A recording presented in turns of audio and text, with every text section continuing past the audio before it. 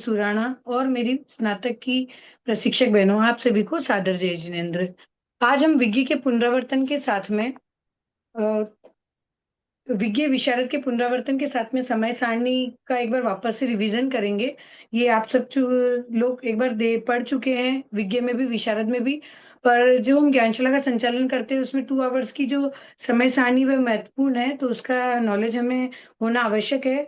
उसके पूर्व में संक्षिप्त में पहले आपसे जीवन विज्ञान, प्रेक्षा ध्यान और अणुव्रत के बारे में बताना चाहूंगी। उसके बाद में हम समय सारणी की तरफ आगे बढ़ते हैं। प्रेक्षा ध्यान।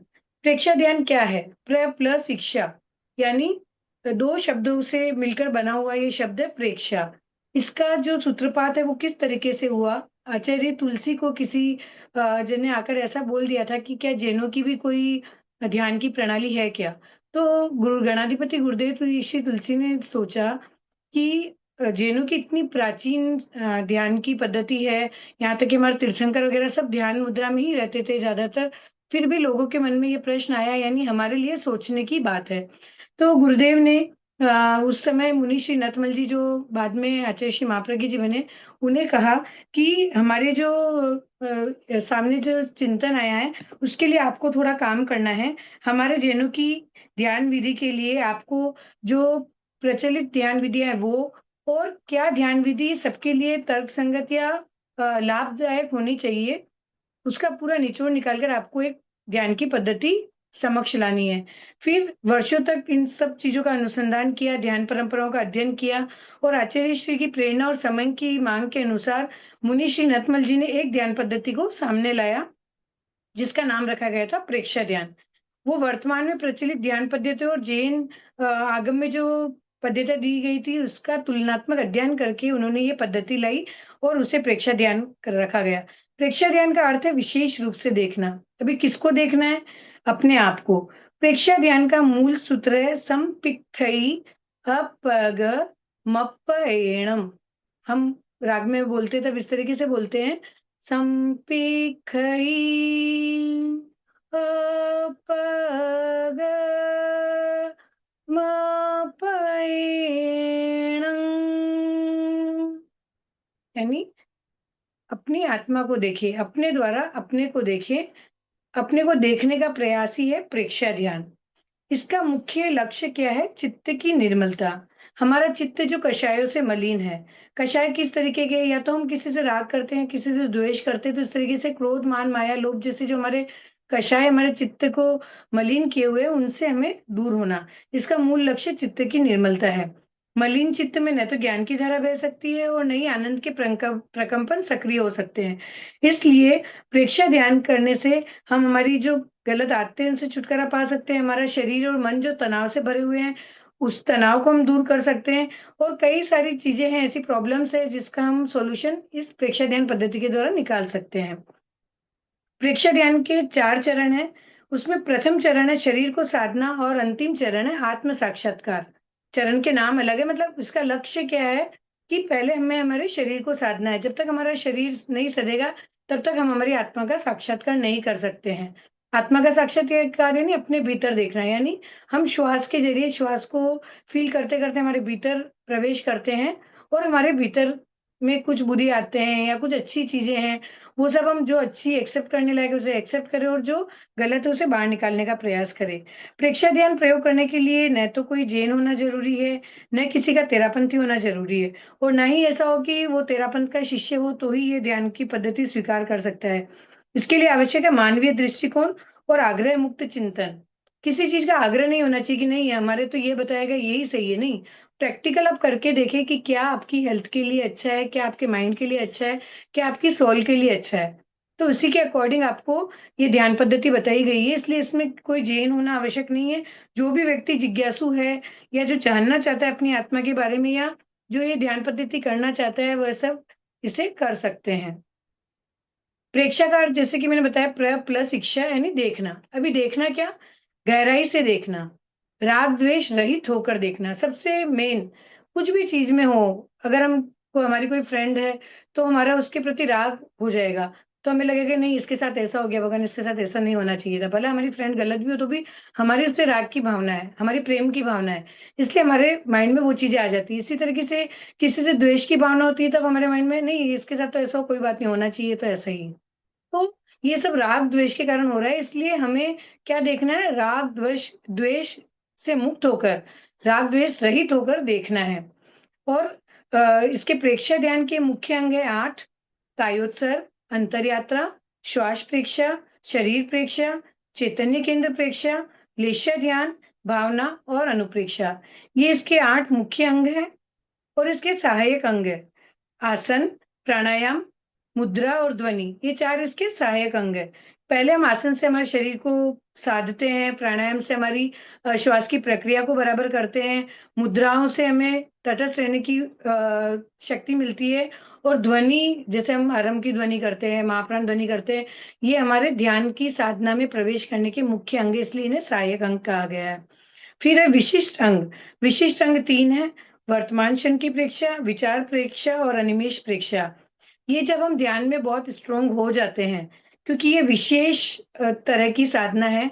जब तक हम ध्यान में स्ट्रोंग नहीं हो पाते या हमारी एकाग्रता नहीं बढ़ सकती, तब तक हम ये वाली पद्धतियां नहीं कर सकते, ये वाले प्रयोग नहीं कर सकते हैं।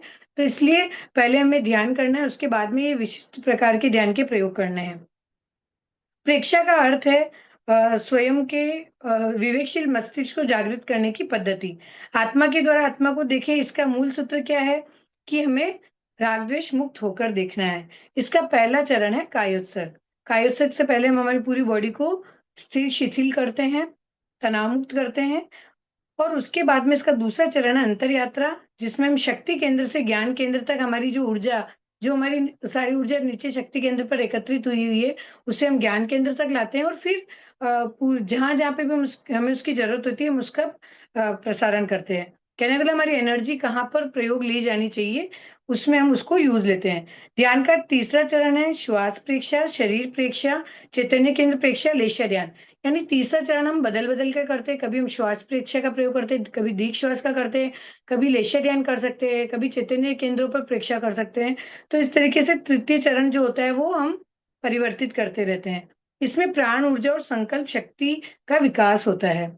और चौथा चरण है ज्योति केंद्र प्रेक्षा। जो हमने 3 चरण में एनर्जी एकत्रित की है, उसको पूरी बॉडी में हम किस तरीके से बैलेंस्ड करके यूज ले सकते हैं, उसके लिए हम ज्योति केंद्र प्रेक्षा करते हैं, जिसमें श्वेत रंग की भावना करते हैं, जिससे हमारे आवेग, आवेश, क्रोध सब कम होते हैं। किसी का बार बार चिंतन करना अनुप्रेक्षा कहलाता है। कोई चीज होती है हम बोलते हैं अनुप्रेक्षा करने से सही हो सकता है, कि जैसे मुझे चाय नहीं पीनी है, मुझे चाय नहीं पीनी है, या मुझे सवेरे जल्दी उठना है, मुझे सवेरे जल्दी उठना है। ये चिंतन जिस तरीके से हम बार बार करते हैं, तो ऑटोमेटिक हमारे सबकॉन्शियस माइंड में वो इंस्ट्रक्शंस जाते हैं, और हम वो चीजें करने के लिए कैपेबल हो पाते हैं। इससे यथार्थ की अनुभूति होती है। प्रेक्षा ध्यान की उपयोगिता क्यों क्यों हमें प्रेक्षाध्ययन करना चाहिए? तो इससे हमारा शारीरिक स्वास्थ्य अच्छा होता है, आत्मविश्वास बढ़ता है, संकल्प शक्ति का विकास होता है, एकाग्रता का विकास होता है, स्मृति का विकास होता है, मानसिक शांति प्राप्त होती है, चित्त निर्मल होता है, कषायों का अल्पीकरण होता है और आत्म साक्षात्कार होता है। ये इसकी उपयोगिता है कि हमें प्रेक्षाध्ययन क्यों करना चाहिए। और इसकी प्रेक्षाध्ययन की सबसे मतलब ये देखिए विशेषताएं क्या है, 4 विशेषताएं इसमें दी गई है, जिसमें प्रथम है सहज सरल पद्धति। ये इतना ईज़ी है ना कि हमें किसी भी तरीके के पहले मेहनत या प्रयास करने की आवश्यकता नहीं है। हम इज़िली सुनकर, देखकर भी हम कर सकते हैं, इतनी ये ईज़ी पद्धति है। वैज्ञानिक पद्धति, हमारे बॉडी को कहाँ पे किस चीज़ से इफ़ेक्ट होगा, पूरी वैज्ञानिक तरीके से इसको वेरीफ़ाई किया गया है, उसके बाद में ये अप्लाई की गई है, इसलिए ये वैज्ञानिक पद्धति है। संप्रदाय मुक्त पद्धति, जैसा कि मैंने बोला था, इसमें कोई जैन होना या हिंदू होना, इस तरीके का कोई कंपनसेशन नहीं है। आप किसी भी धर्म के हैं, किसी भी कास्ट के हैं, आप ये ध्यान कर सकते हैं। और सर्वांगीण पद्धति मतलब इससे हमारा ओवरऑल डेवलपमेंट होता है, शारीरिक, मानसिक, भावनात्मक, पूरा बौद्धिक सब तरीके का हमारा डेवलपमेंट होता है, इसलिए इसको सर्वांगीण पद्धति कहा गया है। तो ये शॉर्ट में प्रेक्षा ध्यान का मैंने आपको बताया है। इसमें आपको मुख्य अंग, सहायक अंग और विशिष्ट अंग ध्यान रखने हैं, इसकी क्या उपयोगिता है और इसकी क्या विशेषताएं हैं, और इसका सूत्र और इसका अर्थ। इस तरीके से मेन मेन चीजें हैं, वो आपको याद रखनी है। रिवीजन बहुत जरूरी है, हम आगे बढ़ते जाते हैं और पीछे की चीजें भूलते जाते हैं। इसके लिए स्नातक में भी रिवीजन के लिए आपकी क्लास रखी गई है। तो ये शॉर्ट में हमने प्रेक्षा ध्यान कंप्लीट किया है। अब हम आगे बढ़ते हैं जीवन विज्ञान। शिक्षा के 2 आयाम हैं, बौद्धिक विकास और भावनात्मक विकास। बौद्धिक विकास तो हमारा बहुत हो रहा है स्कूल वगैरह में, बच्चों का भी हो रहा है, लेकिन जो भावनात्मक विकास है, हमारा भावात्मक विकास है, वो प्रॉपर से हो नहीं पाता है। और हमारे भाव जैसे होते हैं, वैसा हमारा पूरा एनवायरनमेंट या हमारा ऑरा बन जाता है, इसलिए भावात्मक विकास बहुत आवश्यक है। आचार्य तुलसी ने कहा कि कई व्यक्ति बोलते हैं इसका मतलब हमारी शिक्षा पद्धति गलत है। गुरुदेव तुलसी ने बोला नहीं, हमारी शिक्षा पद्धति अगर गलत होती तो इतने अच्छे डॉक्टर, इंजीनियर, वैज्ञानिक, वकील हमें प्राप्त नहीं होते। इसलिए हमारी शिक्षा पद्धति बहुत अच्छी है। लेकिन हमारा जो जीवन विज्ञान का लक्ष्य है वो मनुष्य के निर्माण का लक्ष्य है, कि अच्छे मनुष्यों का निर्माण हो, वो अच्छे वैज्ञानिक, डॉक्टर सब बन सकते हैं। ये जो स्कूल में हमें एजुकेशन मिलती है उससे, लेकिन अगर वो अच्छा मनुष्य नहीं है, अच्छा इंसान नहीं है, तो फिर उसकी सारी क्वालिटीज फेल हो जाती है। इसलिए हमें बहुत जरूरी है जीवन विज्ञान को हमारे शिक्षा की पद्धति में इंक्लूड करना। हमारे आने वाली पीढ़ी अपने देश और समाज की बनावट के अनुरूप अपने व्यक्तित्व का निर्माण करे, वह संस्कारी बने, अनुशासित बने और चरित्र संपन्न बने, व्यसन मुक्त बने और अपनी संस्कृति को जिए। इसके लिए बहुत ज़रूरी है कि बच्चों के बौद्धिक विकास के साथ-साथ उनका भावनात्मक विकास भी हो। इसके लिए जीवन विज्ञान की शिक्षा को हमारे स्टडी के अंदर इंक्लूड करना चाहिए। जीवन विज्ञान एक ऐसा प्रयोग है जो हमारा शारीरिक, बौद्धिक, मानसिक और भावनात्मक विकास सबके बीच में बैलेंस स्थापित करता है, संतुलन स्थापित करता है। जीवन विज्ञान का उद्देश्य है भाव और व्यवहार में परिवर्तन करके व्यक्तित्व का सर्वांगीण विकास करना। जैसे हमें अगर कोई भी जैसे जीवन विज्ञान की पद्धति का क्या है कि हम खाने-पीने, बैठने, उठने हर चीज़ में उसको अप्लाई करें। क्योंकि अगर हमारी कोई गलत आदतें हैं या कोई चीज़ें गलत है, हमारे अंदर नेगेटिव थॉट्स हैं, तो इन सबको हम पॉजिटिविटी में बदलें और हमारे जीवन का विकास करें। शॉर्ट में कहा जाए तो जीवन विज्ञान का अर्थ है जीवन जीने की संपूर्ण कला। इसमें अनेक विषयों का प्रशिक्षण दिया जाता है, आवश्यक प्रयोग कराए जाते हैं। इन प्रयोगों से जो ग्रंथि तंत्र और नाड़ी तंत्र होते हैं, हमारा एंडोक्राइन सिस्टम और नर्वस सिस्टम होता है, वो प्रभावित होते हैं और इससे उनके जो हार्मोन्स हैं, वो अच्छे अच्छे से स्रावित होते हैं और हमारा ये संतुलन हमारे बॉडी के लिए, हमारे जीवन के लिए बहुत अच्छा सिद्ध होता है। शिक्षा जीवन में सर्वांगीण विकास का आधार है, इससे व्यक्तित्व का निर्माण होता है और अच्छे व्यक्तित्व के निर्माण के लिए आवश्यक है कि हम जीवन विज्ञान को समझें। जीवन विज्ञान का उद्देश्य क्या है? जीवन विज्ञान का उद्देश्य है संतुलित शिक्षा प्रणाली। संतुलित शिक्षा प्रणाली का आधार है शारीरिक, बौद्धिक, मानसिक, भावनात्मक और आध्यात्मिक विकास। इसके लिए इसके 8 प्रमुख उद्देश्य बताए गए हैं, वो आपको याद करने हैं। आपके इसमें है सिलेबस में। और इसकी उपयोगिता क्या है? इसकी उपयोगिता केवल स्टूडेंट्स के लिए नहीं है। हम सोचे कि केवल बच्चों को सिखा दें, नहीं। ये हम पेरेंट्स के लिए, हम टीचर्स के लिए, सबके लिए ओवरऑल उतना ही इम्पोर्टेंट है जितना एक स्टूडेंट के लिए। इसलिए जीवन विज्ञान के जो प्रयोग हैं, वो हमें भी हमारे जीवन में उतारने चाहिए, हमें भी उनका प्रयोग करना चाहिए। जीवन विज्ञान मनुष्य के संतुलित और स्वस्थ व्यक्तित्व के निर्माण में, नए समाज की रचना में और नई पीढ़ी के सृजन में उपयोगी साबित हुआ है। इसलिए इसका प्रयोग सरकारी कर्मचारी हो, व्यवसायी हो, प्रशासक हो, जज हो और कोई भी हो, सिंगल वन पर्सन वो इसका प्रयोग करके लाभ उठा सकता है। तो ये शॉर्ट में हमने जीवन विज्ञान को समझा। अभी क्योंकि पहले ज़्यादा था सिलेबस में, अभी शॉर्ट कर दिया गया है, इसलिए मैंने आपको उतना ही रिवाइज़ करवाया है। अणुव्रत, हम सभी को पता है गुरुदेव तुलसी की एक अमूल्य देन है अणुव्रत। किसी भी राष्ट्र की सबसे बड़ी शक्ति है उसका चारित्र। जनता का चरित्र बल जितना ऊँचा होता है, राष्ट्र उतना ही ऊँचा बढ़ता है। 20वीं सदी पूरी होने वाली थी, उस समय भारत पहले आज़ाद नहीं था, बाद में आज़ाद हुआ। उस टाइम पे ऐसा था कि जैसे ही हमारे आज़ादी आएगी, सब लोगों के मन में रहता ना, ये हो जाएगा, ये कर सकते हैं, ये कर सकते हैं, हमें किसी के कंट्रोल में नहीं रहना पड़ेगा। तो वो जो जीवंत लहर आई थी, वो धीरे-धीरे कम होने लगी। स्वार्थी लोग थे, वो अपने स्वार्थ के लिए अपना लक्ष्य पूरा कर रहे थे और लोगों को नुकसान पहुँचा रहे थे। उस समय गुरुदेव तुलसी ने अणुव्रत आंदोलन का प्रवर्तन किया। अंधकार में एक प्रकाश की किरण की तरह अणुव्रत आंदोलन का प्रारंभ हुआ। अणु का अर्थ है छोटा, छोटा और व्रत का अर्थ है नियम, यानी छोटे-छोटे नियम। हम जो छोटे-छोटे नियम लेते हैं, उन्हें अणुव्रत कहा जाता है। मानव जीवन की कम से कम न्यूनतम आचार संहिता तो होनी ही चाहिए, इसलिए छोटे-छोटे व्रतों का पालन कर कर हम हमारे जीवन को अच्छा बना सकते हैं। 2 मार्च 1949 में सरदार शहर में अणुव्रत की आवाज उठी और ये मतलब देश और विदेश में सब में इसकी गूंज उठी। धर्म के 2 रूप है, उपासना और चरित्र।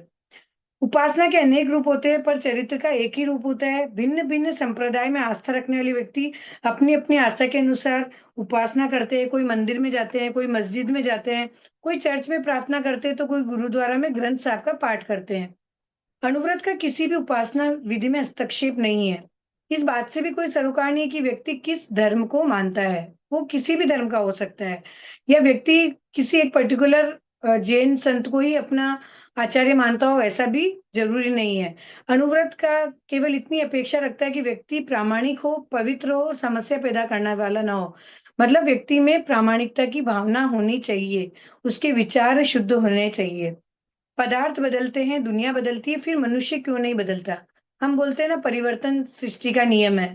पहले हमारे पास में मोबाइल नहीं था, हम फ़ोन पे बात करते थे, पहले फ़ोन भी नहीं था। लेटर्स के माध्यम से बातें होती थी, फिर फ़ोन आए, फिर मोबाइल आए और कोरोना ने हमें ये ज़ूम का माध्यम भी दे दिया। तो परिवर्तन से आज हम इतने, कहने का मतलब हम खुद पे अप्लाई करें, तो आज हम इतने सहूलियत में हैं कि हमें बाहर भवन में जाकर क्लास नहीं अटेंड करनी और हम घर पे बैठे ज़ूम पर अपनी क्लास अटेंड कर रहे हैं।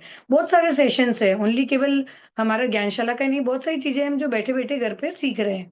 तो ये क्यों है? क्योंकि हमने परिवर्तन जो हुआ उसको एक्सेप्ट किया और उसके अनुकूल अनुकूल अपने आप को भी बदलने का प्रयास किया। तो अणुव्रत है बदलने का दर्शन। मनुष्य अपनी पहली प्रकृति, अपने स्वभाव का निरीक्षण करे, फिर उसे समझे और उसमें परिवर्तन लाने के लिए अभ्यास करे। अगर हमारा व्यवहार सही है तो ठीक है, हमें कोई परिवर्तन की आवश्यकता नहीं। लेकिन जहाँ कहीं हमें लगता है कि लोग हमें पसंद नहीं कर रहे हैं, कुछ चीज़ें हैं जो हमें चेंजेस करनी चाहिए, तो उसका प्रयास हमें अवश्य करना चाहिए। इस संदर्भ में अणुव्रत ने एक नया दृष्टिकोण दिया।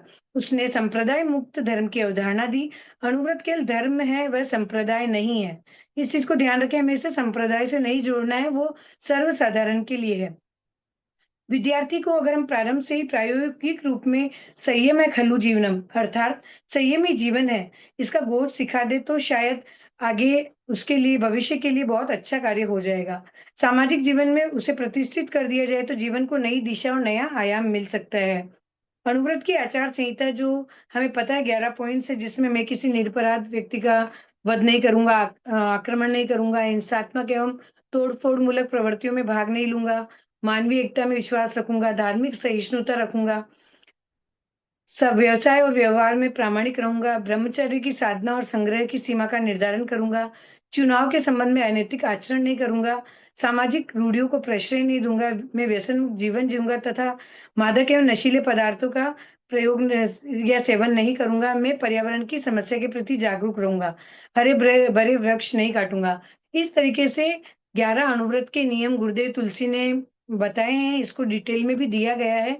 तो ये नियम आपको याद होने चाहिए। अणुव्रत क्यों प्रारंभ किया गया? अणुव्रत का अर्थ क्या है? अणुव्रत का लक्ष्य क्या है? ये जो बेसिक चीज़ें हैं, जो हमारे ध्यान रखने के लिए आवश्यक है। वैसे हम तेरापंथी हैं तो हमें ये क्या बोलते हैं ना, जन्मजात मिल गया है कहने का मतलब, तो हमें वैसे भी आधी से ज़्यादा चीज़ें ध्यान में हैं। फिर भी हमें इसका ध्यान रहे और हम बच्चों में समय-समय पर इनके संस्कार उनमें डालते रहें, ये हमारा प्रयास होना चाहिए। तो ये हमारा अणुव्रत, प्रेक्षक ध्यान, जीवन विज्ञान ये मैंने शॉर्ट में कंप्लीट किया, जो रिवाइज़ कराना था और आप एक बार ब्रीफ में पढ़ लें। अब हम चलते हैं समय सारणी की ओर। ज्ञानशाला का 2 आवर्स का जो संचालन होता है, वो ज्ञानशाला की समय सारिणी के अनुरूप होता है, जो प्रारूप में दी गई है। प्रारूप में 2 तरह की समय सारिणी है, प्रतिदिन चलने वाली ज्ञानशाला और साप्ताहिक ज्ञानशाला। मैं आपको भी साप्ताहिक ज्ञानशाला के अकॉर्डिंग बता रही हूँ, क्योंकि मोस्ट ऑफ जगह पे साप्ताहिक ज्ञानशालाएँ चलती है, किसी की सैटरडे, किसी की संडे या किसी को जो पर्टिकुलर डे सेट होता है, उसके अकॉर्डिंग। तो ये जो प्रारूप में जो दी गई है समय सारिणी, उसका लक्ष्य ये है कि ऑल इंडिया में जितनी भी ज्ञानशालाएँ चल रही है, जितनी भी टीचर्स हैं, वो एक रूपता के साथ में बच्चों को पढ़ाएँ और उन चीज़ों का खुद अनुसरण करें, खुद फ़ॉलो करें। तो हम सबसे पहले इसका है 2 घंटे की ज्ञानशाला है, उसमें फर्स्ट है नमस्कार महामंत्र। टोटल 15 मिनट का टाइम 5 चीज़ों में दिया गया है, उसमें पहला है नमस्कार महामंत्र। एक चीज़ का हमें ध्यान रखना है, हम किसी भी चीज़ का उच्चारण करते हैं, मैंने कहीं-कहीं पे जैसे चरित्र की जगह चारित्र बोल दिया था। तो हमें इस चीज़ का ध्यान रखना है कि चारित्र का मतलब क्या है और चरित्र का मतलब क्या है, दोनों के मीनिंग अलग-अलग होते हैं। इसी तरीके से हम कोई भी पाठ पढ़ाएँ बच्चों को तो हमें उच्चारण शुद्धि पर विशेष ध्यान रखना है, उसकी भी आपकी क्लास रहती है। तो जैसे मैंने बोल दिया नमस्कार महामंत्र, तो ये रॉन्ग हो जाएगा नमस्कार महामंत्र, क्योंकि वहाँ पे हाफ स है, श नहीं है। तो ऐसे नमो है, नमो नहीं बोलना है। तो इन चीज़ों का हमें विशेष ध्यान रखना है। अभी जब आप नमस्कार महामंत्र बच्चों को करवाते हैं, तब आपको इस चीज़ का ध्यान रखना है कि पहले उन्हें पोज़ीशन बतानी है। जैसे हम कहेंगे कि सीधे खड़े रहें, हाथ आनन केंद्र पर जुड़े हुए, आँखें कोमलता से बंद। इस तरीके से इंस्ट्रक्शन देने के बाद में आपको ओम ह्रीं नमो अरहंताणम, इस तरीके से आपको सव्वा साउंड तक बोलने के बाद एसोपंच नमोकारों का पाठ करना है। आपको ध्यान रखना है, नमो अरहंताणम से लेकर नमो लोए सव्वा साहुणम तक आपको 3 बार पाठ बोलना है और उसके बाद एसोपंच नमोकारों वाला पाठ आपको केवल 1 ही बार बोलना है। इस तरीके से उच्चारण करना है। जब आप नमस्कार महामंत्र बच्चों से बुलवाते हैं, उसके पहले आप बच्चों को थोड़ा-सा उसकी डिटेल बता दें। मतलब ये नमस्कार महामंत्र क्या है, हमारा ईस्ट मंत्र है, हमें क्यों बोलना चाहिए, आप किसी प्रॉब्लम में हैं तब भी बोलें और आप अच्छे बच्चे हैं या जैन बालक की पहचान है कि कम से कम वो 27 टाइम नमस्कार महामंत्र तो बोलता ही है। तो इस तरीके से बच्चों को मोटिवेट करना है उन चीज़ों के लिए और उसका मीनिंग भी समझाना है। जैसे आप इस तरीके से कलर वगैरह भी बता सकते हैं। जैसे अरंतों का कलर व्हाइट होता है, नमो अरंताणम में हम अरंतों को नमस्कार करते हैं। उनके उसका आप इनके गुण भी बता सकते हैं, चैट बॉक्स में बता सकते हैं आप कि इनके गुण कितने हैं अरंत के।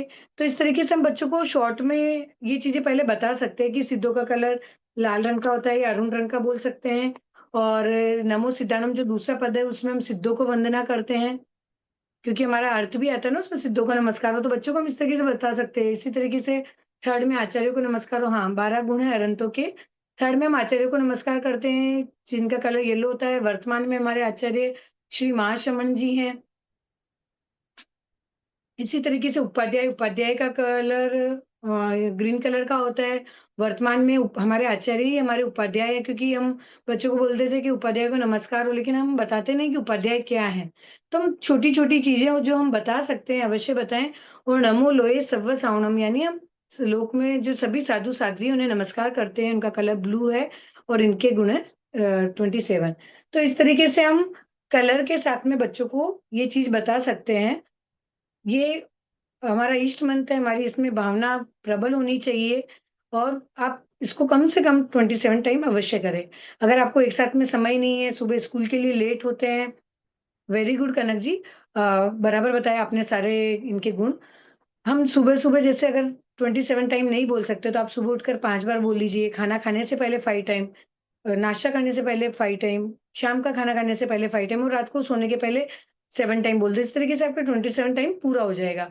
इस तरीके से हमें बच्चों में ये भावना जागृत करनी है कि आपको नमस्कार महामंत्र तो अवश्य बोलना है, ये आपका परम कर्तव्य है। फिर सेकंड आता है गुरु वंदना। गुरु वंदना में हम जब बोलते हैं कि गुरु वंदना करो बच्चों को, तो बच्चे नहीं समझ पाते हैं। तो आपको क्या बोलना है कि बच्चे फटाफट समझ जाए तो उनको गुरु वंदना के साथ में बोलना है तिक्कुतु के पाठ को ही गुरु वंदना बोलते हैं, वंदन पाठ बोलते हैं। जब हम बच्चों को पूछते हैं कि तिक्कुत आता है तो उन्हें सबको आता है और वंदन पाठ नहीं आता है। तो ये बताने का मेरा लक्ष्य ये है कि आप जो भी पाठ पढ़ाएँ उसके पहले आपको उसका टॉपिक बताना आवश्यक है। अगर आप नमस्कार महामंत्र कर रहे हैं तो नमस्कार महामंत्र बोलना है, गुरु वंदना करा रहे हैं तो गुरु वंदना करनी है। ऐसा बोलना है कि हम गुरु वंदना करेंगे, सीधे खड़े हो जाएँ, हाथ आनन केंद्र पर जुड़े हुए इस तरीके से इंस्ट्रक्शन दें बच्चों को। फिर जब हम 3 बार प्रदक्षिणा बच्चों को करवाते हैं, तो बच्चों को पहले आप समझा दीजिए, हम दाएँ से बाएँ जैसे बोलते हैं और अगर बच्चे नहीं समझ सकते तो बच्चों को आप बोल सकते हैं कि हमारा राइट हैंड लेफ्ट हैंड को पुश करते हुए नाभि से मस्तक के बीच में 3 बार हम इस तरीके से प्रदक्षिणा करते हैं। क्योंकि हम बोलते हैं राइट टू लेफ्ट करते हैं तो बच्चों को लगता है राइट टू लेफ्ट इधर से भी कर सकते हैं और इधर से भी कर सकते हैं कि राइट डायरेक्शन में जाना है। तो ये कन्फ्यूज़न हो जाता है इसलिए आप थोड़ा-सा एक बार समझा दें कि राइट हैंड लेफ्ट हैंड को पुश करते हुए प्रदक्षिणा करता है और इस तरीके से नाभि से मस्तक के बीच में हमको 3 बार प्रदक्षिणा करते हैं, तब तक मन में तिक्खुतो, आयाहीणम, पयाहीणम, करेमी का उच्चारण करना है। इस तरीके से आपकी बुक में दिया भी गया है कि प्रदक्षिणा किस तरीके से करनी है। उसके बाद करेमी तक का पाठ बोल के वंदामि नमनसामि में जब हम बैठते हैं, तो हमारी पोज़ीशन इस तरीके से रहेगी 30 डिग्री जितना हमारा सिर झुकेगा, केवल हमें उतना ही करना है। वंदामि नमनसामि सकारेमि सकाडेमी में आपको पूरा पाठ पुनः सीधे होकर इस तरीके से इस मुद्रा में बोलना है और मत्थेण वंदामी में आपकी पोजीशन इस तरीके से रहेगी। उस समय आपका सिर, दोनों हाथ और घुटने ये पाँचों चीज़ें ज़मीन पर स्पर्श करेगी, ये पंचांग मुद्रा होती है। तो इस तरीके से बच्चों को थोड़ा-सा क्लियर कर दें, उन्हें इस तरीके से 3 बार उठ बैठकर वंदना करवाने के बाद में वंदे गुरुवरम या वंदे अगर क्षेत्र में साधु-साध्वी आए तो मुनिवरम या सतीवरम बोल के हम कहते हैं कि वंदे गुरुवरम हाथ जोड़ अरज करूँ आपके तनु रत्न में सुख साता है।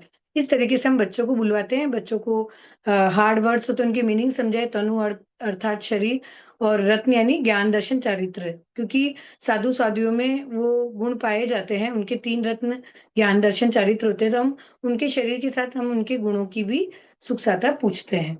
तो इस तरीके से आपको ये पाठ कराना है, उसके बाद में आपको पहले या बाद में ये चीज़ समझानी है कि जब कभी भी हमारे क्षेत्र में साधु-साध्वी पधारें या हम गुरुदेव के समक्ष जाएँ या गुरुदेव नहीं भी हम तो गुरु दिशा में खड़े होकर भी हम ये वंदना कर सकते हैं। एक्चुअल में बच्चों को आप 2-4 बार बुलवा दीजिए फिर उन्हें बोलिए कि मन में क्योंकि हम डायरेक्ट 1 2 3 से करवाते हैं ना तो बच्चों को वो पाठ ही वहाँ से आता है वंदामि, नमनसामि। बच्चों को तिक्खुतो आयेणम, पयायणम, करेमि वर्ड ही नहीं आते हैं। तो आपको जैसे हर महीने में एक जो संडे होता है या एक सैटरडे होता है तब आप बता दीजिए कि ये 3 टाइम पे हमको इस तरीके से बोलना है, बाकी आप उन्हें मन में ही करवाने की आदत डालें, क्योंकि हमें जिस तरीके से बताया गया है, हम उसी तरीके से बच्चों को करवाएँ। तो ये हमारा हुआ गुरु वंदना, गुरु को वंदना करना हमारा परम कर्तव्य है। वो हमें धर्म का रास्ता, सही मार्ग बताते हैं और वो त्याग के पथ पर आगे बढ़ गए हैं और हमें हमारे जीवन को सही दिशा दिखाते हैं। तो हमें उन्हें वंदना जभी भी हमें गुरु दिखे या हमारे साधु-साध्वी जब भी हम कहीं भी दर्शन करने जाएँ तो उन्हें हमें वंदना अवश्य करनी है। उसके बाद में तीसरा आता है त्रिपदी वंदना। त्रिपदी वंदना अर्थात 3 पदों में की जाने वाली वंदना।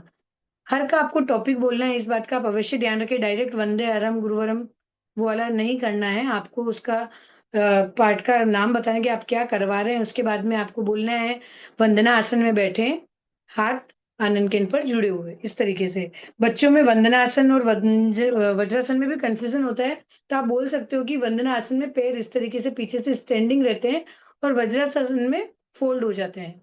तो इस तरीके से बच्चों को ये चीज़ें बतानी है। फिर जब हम त्रिपदी वंदना के लिए तैयार होते हैं, तो टीचर्स ओम का उच्चारण करती है और बच्चे वंदे का उच्चारण करते हैं। उस टाइम पे पोज़ीशन ये रहती है। जब हम श्रीम बोलते हैं, तो बच्चे अरहम बोलते हुए इस तरीके से मस्तक को ज़मीन पर ले जाते हैं। सेकंड टाइम पे गुरुवरम बोलते हैं तब और थर्ड टाइम पे सच्चम बोलते हैं तब। और जब हम श्रीम का उच्चारण करते हैं, तब पुनः अपनी पूर्व स्थिति में यानी इस तरीके की स्थिति में आ जाते हैं। अभी यहाँ पे कन्फ्यूज़न बच्चों को हो जाता है, कभी वंदे मातरम की जगह गुरुवरम बोल जाते हैं, कभी सत्यम बोल जाते हैं। तो हम उनको सीक्वेंस तो याद करवाना ही है, नहीं तो इसका एक सिंपल तरीका है, एबीसीडी में ए पहले आता है, तो हमने अरहम पहले ले लिया, उसके बाद में जी आता है, तो हमने गुरुवरम ले लिया और एस आता है, तो हमने सत्यम ले लिया। अभी इसमें देव गुरु धर्म को वंदना की जाती है, ये उन्हें बताना है। देव कौन है? हमारे अरिहंत हमारे देव हैं, वंदे अरहम में हम हमारे देव को वंदना करते हैं, वंदे गुरुवरम में हम हमारे वर्तमान में जो आचार्य आचार्य श्री महाशमन जी को वंदना करते हैं, वंदे सत्यम यानी जो हमारा धर्म है, सत्य धर्म, हम बोलते हैं ना सत्य अहिंसा त्याग प्रदान, जो हमारा धर्म है हम उसको वंदना करते हैं। तो इस तरीके से ये करने से हमें हमारे देव गुरु धर्म में श्रद्धा प्रबल होती है। हम झुकते हैं तो हमें विनम्रता के भाव भी आते हैं और इसमें बुक में जैसे लिखा है कि रीढ़ की हड्डी लचीली होती है, मतलब हमारी कमर भी लचीली होती है। इस तरीके से हम बच्चों को साथ में लाभ भी बताएँ। फिर उसके बाद में है ज्ञानशाला गीत। ज्ञानशाला गीत में आपको पोज़ीशन वही जैसे हम खड़े होके बोलते थे, आपको बताना है बच्चों को ज्ञानशाला गीत का उच्चारण करेंगे। ज्ञानशाला गीत में हम सीधे खड़े रहेंगे, हाथ आनन केंद्र पर जुड़े हुए रहेंगे, आँखें कोमलता से बंद रहेगी।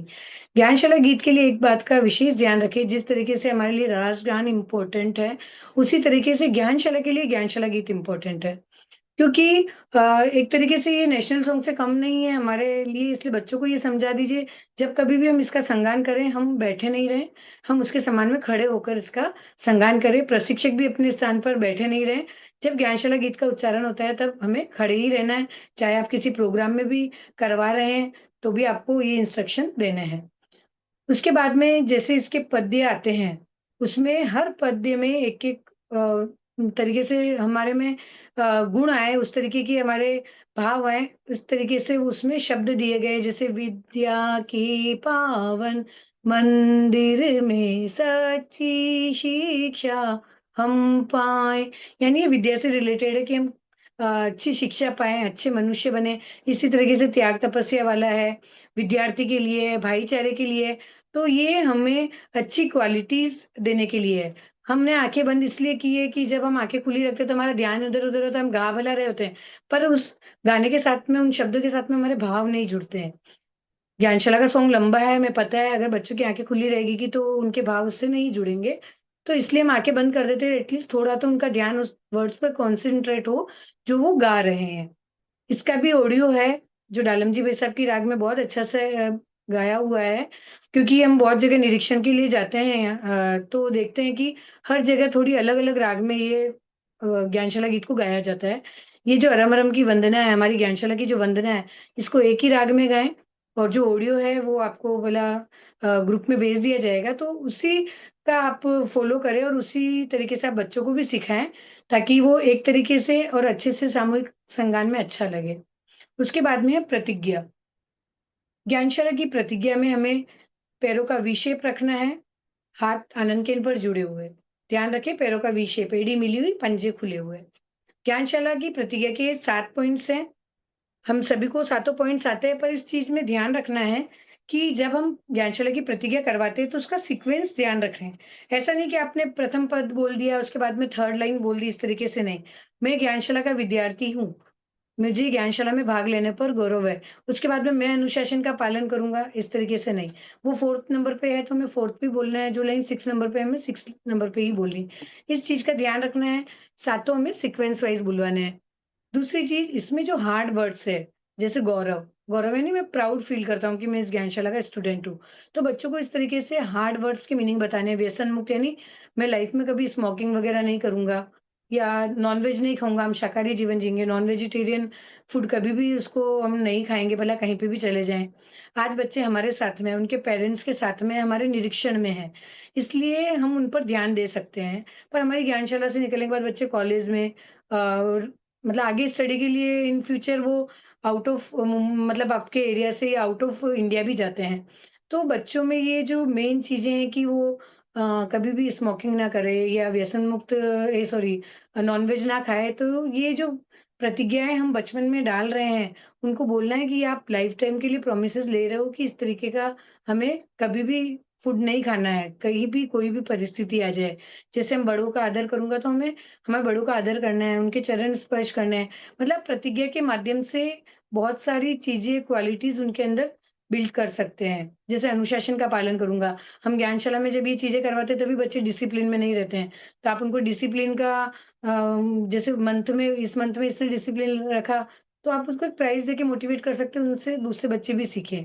तो इस तरीके से ये जो प्रतिज्ञाएँ हैं, ये सातों आपको सीक्वेंस में बुलवानी है। ये हुआ हमारा 15 मिनट का समय, जिसमें हमने फर्स्ट नमस्कार महामंत्र, फिर गुरु वंदना, फिर त्रिपदी वंदना, फिर ज्ञानशाला गीत और लास्ट ज्ञानशाला प्रतिज्ञा करवाई। ये 15 मिनट के बाद में आता है समय प्रेक्षा ध्यान जीवन विज्ञान, जो है 15 मिनट्स का। प्रेक्षा ध्यान जीवन विज्ञान में 2 तरह के हम प्रयोग करवाते हैं। पहला है जो रेगुलर प्रयोग करवाए जाते हैं वो, और दूसरा है जो बदल-बदल कर करवाए जाते हैं, यानी ऑप्शनल। जो नियमित कराए जाने वाले प्रयोग है वो केवल 2 ही हैं, महाप्राण ध्वनि और नमस्कार मुद्रा। इस चीज़ का आप ध्यान रखें, हम आसन वगैरह करवाते हैं, लेकिन वो रेगुलर वाले नहीं हैं। जब कभी भी आपको परीक्षा में भी पूछा जाए, या आपका जो शिविर का एग्ज़ाम भी लिया जाए, तो आपको इस चीज़ का ध्यान रखना है, परीक्षा ध्यान जीवन ज्ञान में नियमित कराए जाने वाले प्रयोग केवल 2 ही हैं, नमस्कार मुद्रा और महाप्राण ध्वनि। नमस्कार मुद्रा है, नमस्कार महामंत्र नहीं है, इस चीज़ का ध्यान रखें, यहाँ पे भी कन्फ्यूज़न होता है। महाप्राण ध्वनि में आपको बच्चों को पहले पोज़ीशन दे देनी है, सुखासन में बैठें। एक्चुअल में आसन आप कोई भी ले सकते हैं, लेकिन हमारी ज्ञानशाला में एकरूपता रहे उस दृष्टि से सुखासन ही बताया गया है, इसलिए आपको वज्रासन, पद्मासन वगैरह ध्यान में प्रयोग में ये सब नहीं करवाने हैं, आपको सुखासन ही करवाना है। सुखासन में बैठें, गर्दन कमर सीधी, ज्ञान मुद्रा, ब्रह्म मुद्रा भी होती है, पर ज्ञानशाला में एकरूपता की दृष्टि से ये ज्ञान मुद्रा बताई गई, इस तरीके से हमें हाथ घुटनों पर रखने हैं और आँखें कोमलता से बंद। ये 4 इंस्ट्रक्शन आपको हर ध्यान के प्रयोग में पहले से ही दे देने हैं। उसके बाद में बच्चों को बोलना है कि नाक से ही श्वास लेनी है, नाक से ही श्वास छोड़नी है। नाक से श्वास लेंगे और जब हम श्वास छोड़ेंगे तो भंवरे की तरह गुंजन करेंगे। अब बच्चों को भंवरे की तरह गुंजन करना नहीं आता है, तो उनको बताना है कि एक बार हम श्वास लें और उनको प्रयोग करके बता दें। श्वास भरें। हम्म।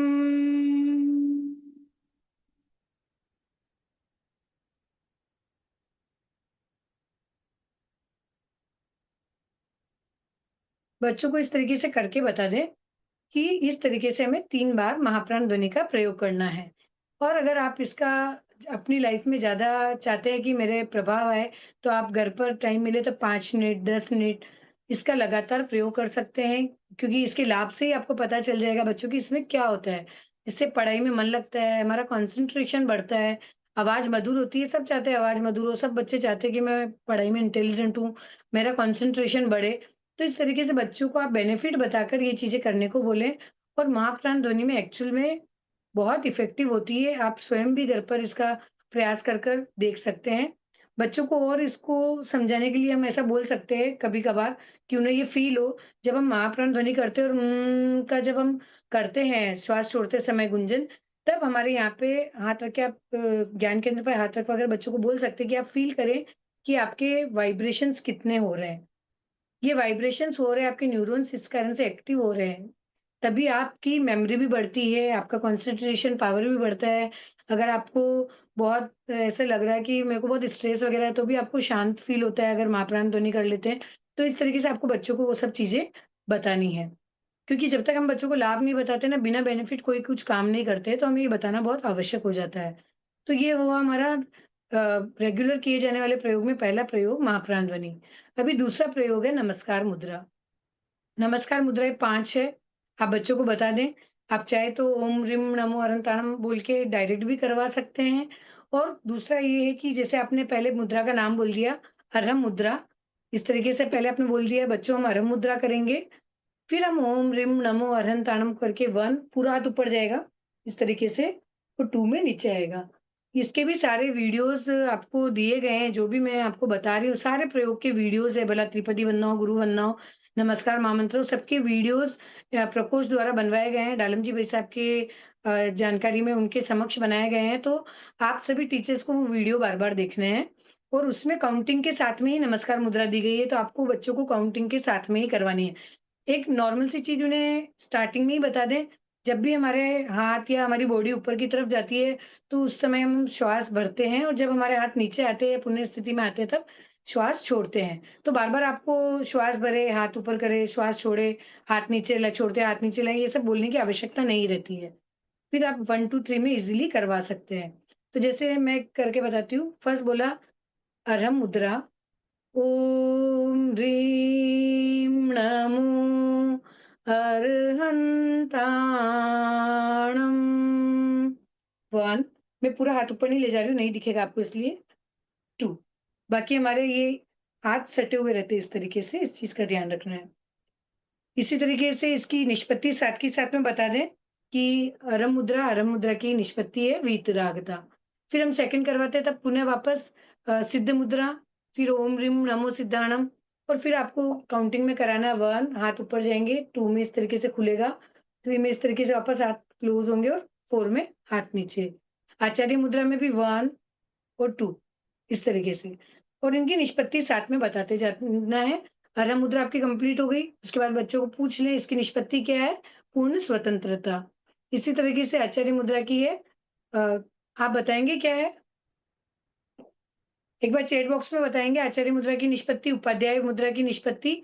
आचार्य मुद्रा की काउंटिंग 1, 2 है, उपाध्याय मुद्रा में 1 में हमारे हाथ ऊपर जाएँगे, 2 में इस तरीके से पान का शेप होगा, 3 में आपको हाथ ऊपर करना है, आपको हाथ पूरे ऊपर ले जाने हैं, मैं केवल थोड़ा-सा नीचे कर रही हूँ। हाँ, श्रद्धा और समर्पण बराबर बताया आपने। 3 में इस तरीके से आपको गर्दन ऊपर करनी है, 4 में गर्दन नीचे, 5 में ये पान क्लोज़ हो जाएगा और 6 में हाथ नीचे। इस तरीके से आपको काउंटिंग वाइज़ करवानी है और इसकी है ज्ञान का विकास। हाँ, बराबर बताया सभी ने, ओम अरम सभी के लिए।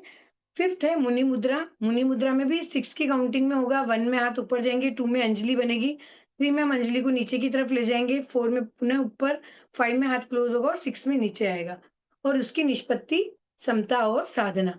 इस तरीके से हमको पाँचों मुद्राएँ करवानी हैं और इन मुद्राओं पे आप बाद में गेम्स वगैरह वो भी करवा सकते हैं बच्चों को। नमस्कार मुद्रा और महाप्राण ध्वनि ये दोनों प्रयोग आपके रेगुलर प्रयोग है। अगर आपकी ज्ञानशाला सैटरडे चलती है तो सैटरडे, संडे चलती है संडे या वीक में जिस भी दिन चलती है, आपको एवरी ज्ञानशाला में ये 2 प्रयोग करवाना कंपल्सरी है। प्रेक्षक ध्यान, जीवन विज्ञान का जो 15 मिनट का समय दिया गया है उसमें। उसके बाद में आते हैं बदल-बदल के कराए जाने वाले प्रयोग, जिसमें पाँचों जो आसन है वो और जो 3 ध्यान के प्रयोग है वो आते हैं। पहला आसन है संपादासन। संपादासन में हमको बच्चों को बोलना रहता है कि सीधे खड़े रहें, हाथ शरीर से सटे हुए और अपने सम्मुख किसी एक बिंदु पर आपको अपनी दृष्टि केंद्रित करनी है। बच्चे ऐसे नहीं समझे तो आप उनको बोल सकते हैं कि सामने किसी भी एक पॉइंट पे आपको आपकी आईज़ कॉन्संट्रेट करनी है, आईज़ को ब्लिंक नहीं करना है। और उस या चाहे तो आप इस तरीके से कैंडल दिखा सकते हैं कि ये सबको इसी कैंडल में देखना है। और जब तक आप रुक सकते हैं रुकिए और अगर आपकी आँखें दर्द होने लगी तो आप आईज़ ब्लिंक कर सकते हैं। तो इस तरीके से एक ही जगह देखना है और इसका संपाद आसन यानी हमारे हाथ पैर एक स्थिति में रहते हैं और हम दृष्टि भी एक ही जगह पर रखते हैं। अब इसके लाभ क्या? क्योंकि बिना लाभ के बच्चे करेंगे नहीं। तो इसका लाभ है आ, ए, रथ है, इसकी शॉर्ट फॉर्म है। आ से आँखों की रोशनी बढ़ती है। र से कोई बताएगा? थ से थकान दूर होती है। ए से एकाग्रता बढ़ती है। र से रक्त संचार संतुलित होता है। तो इस तरीके से हम बताएँगे, तो बच्चों को क्या शॉर्ट फॉर्म कुछ नहीं है इसमें फर्स्ट वर्ड लिया हुआ है।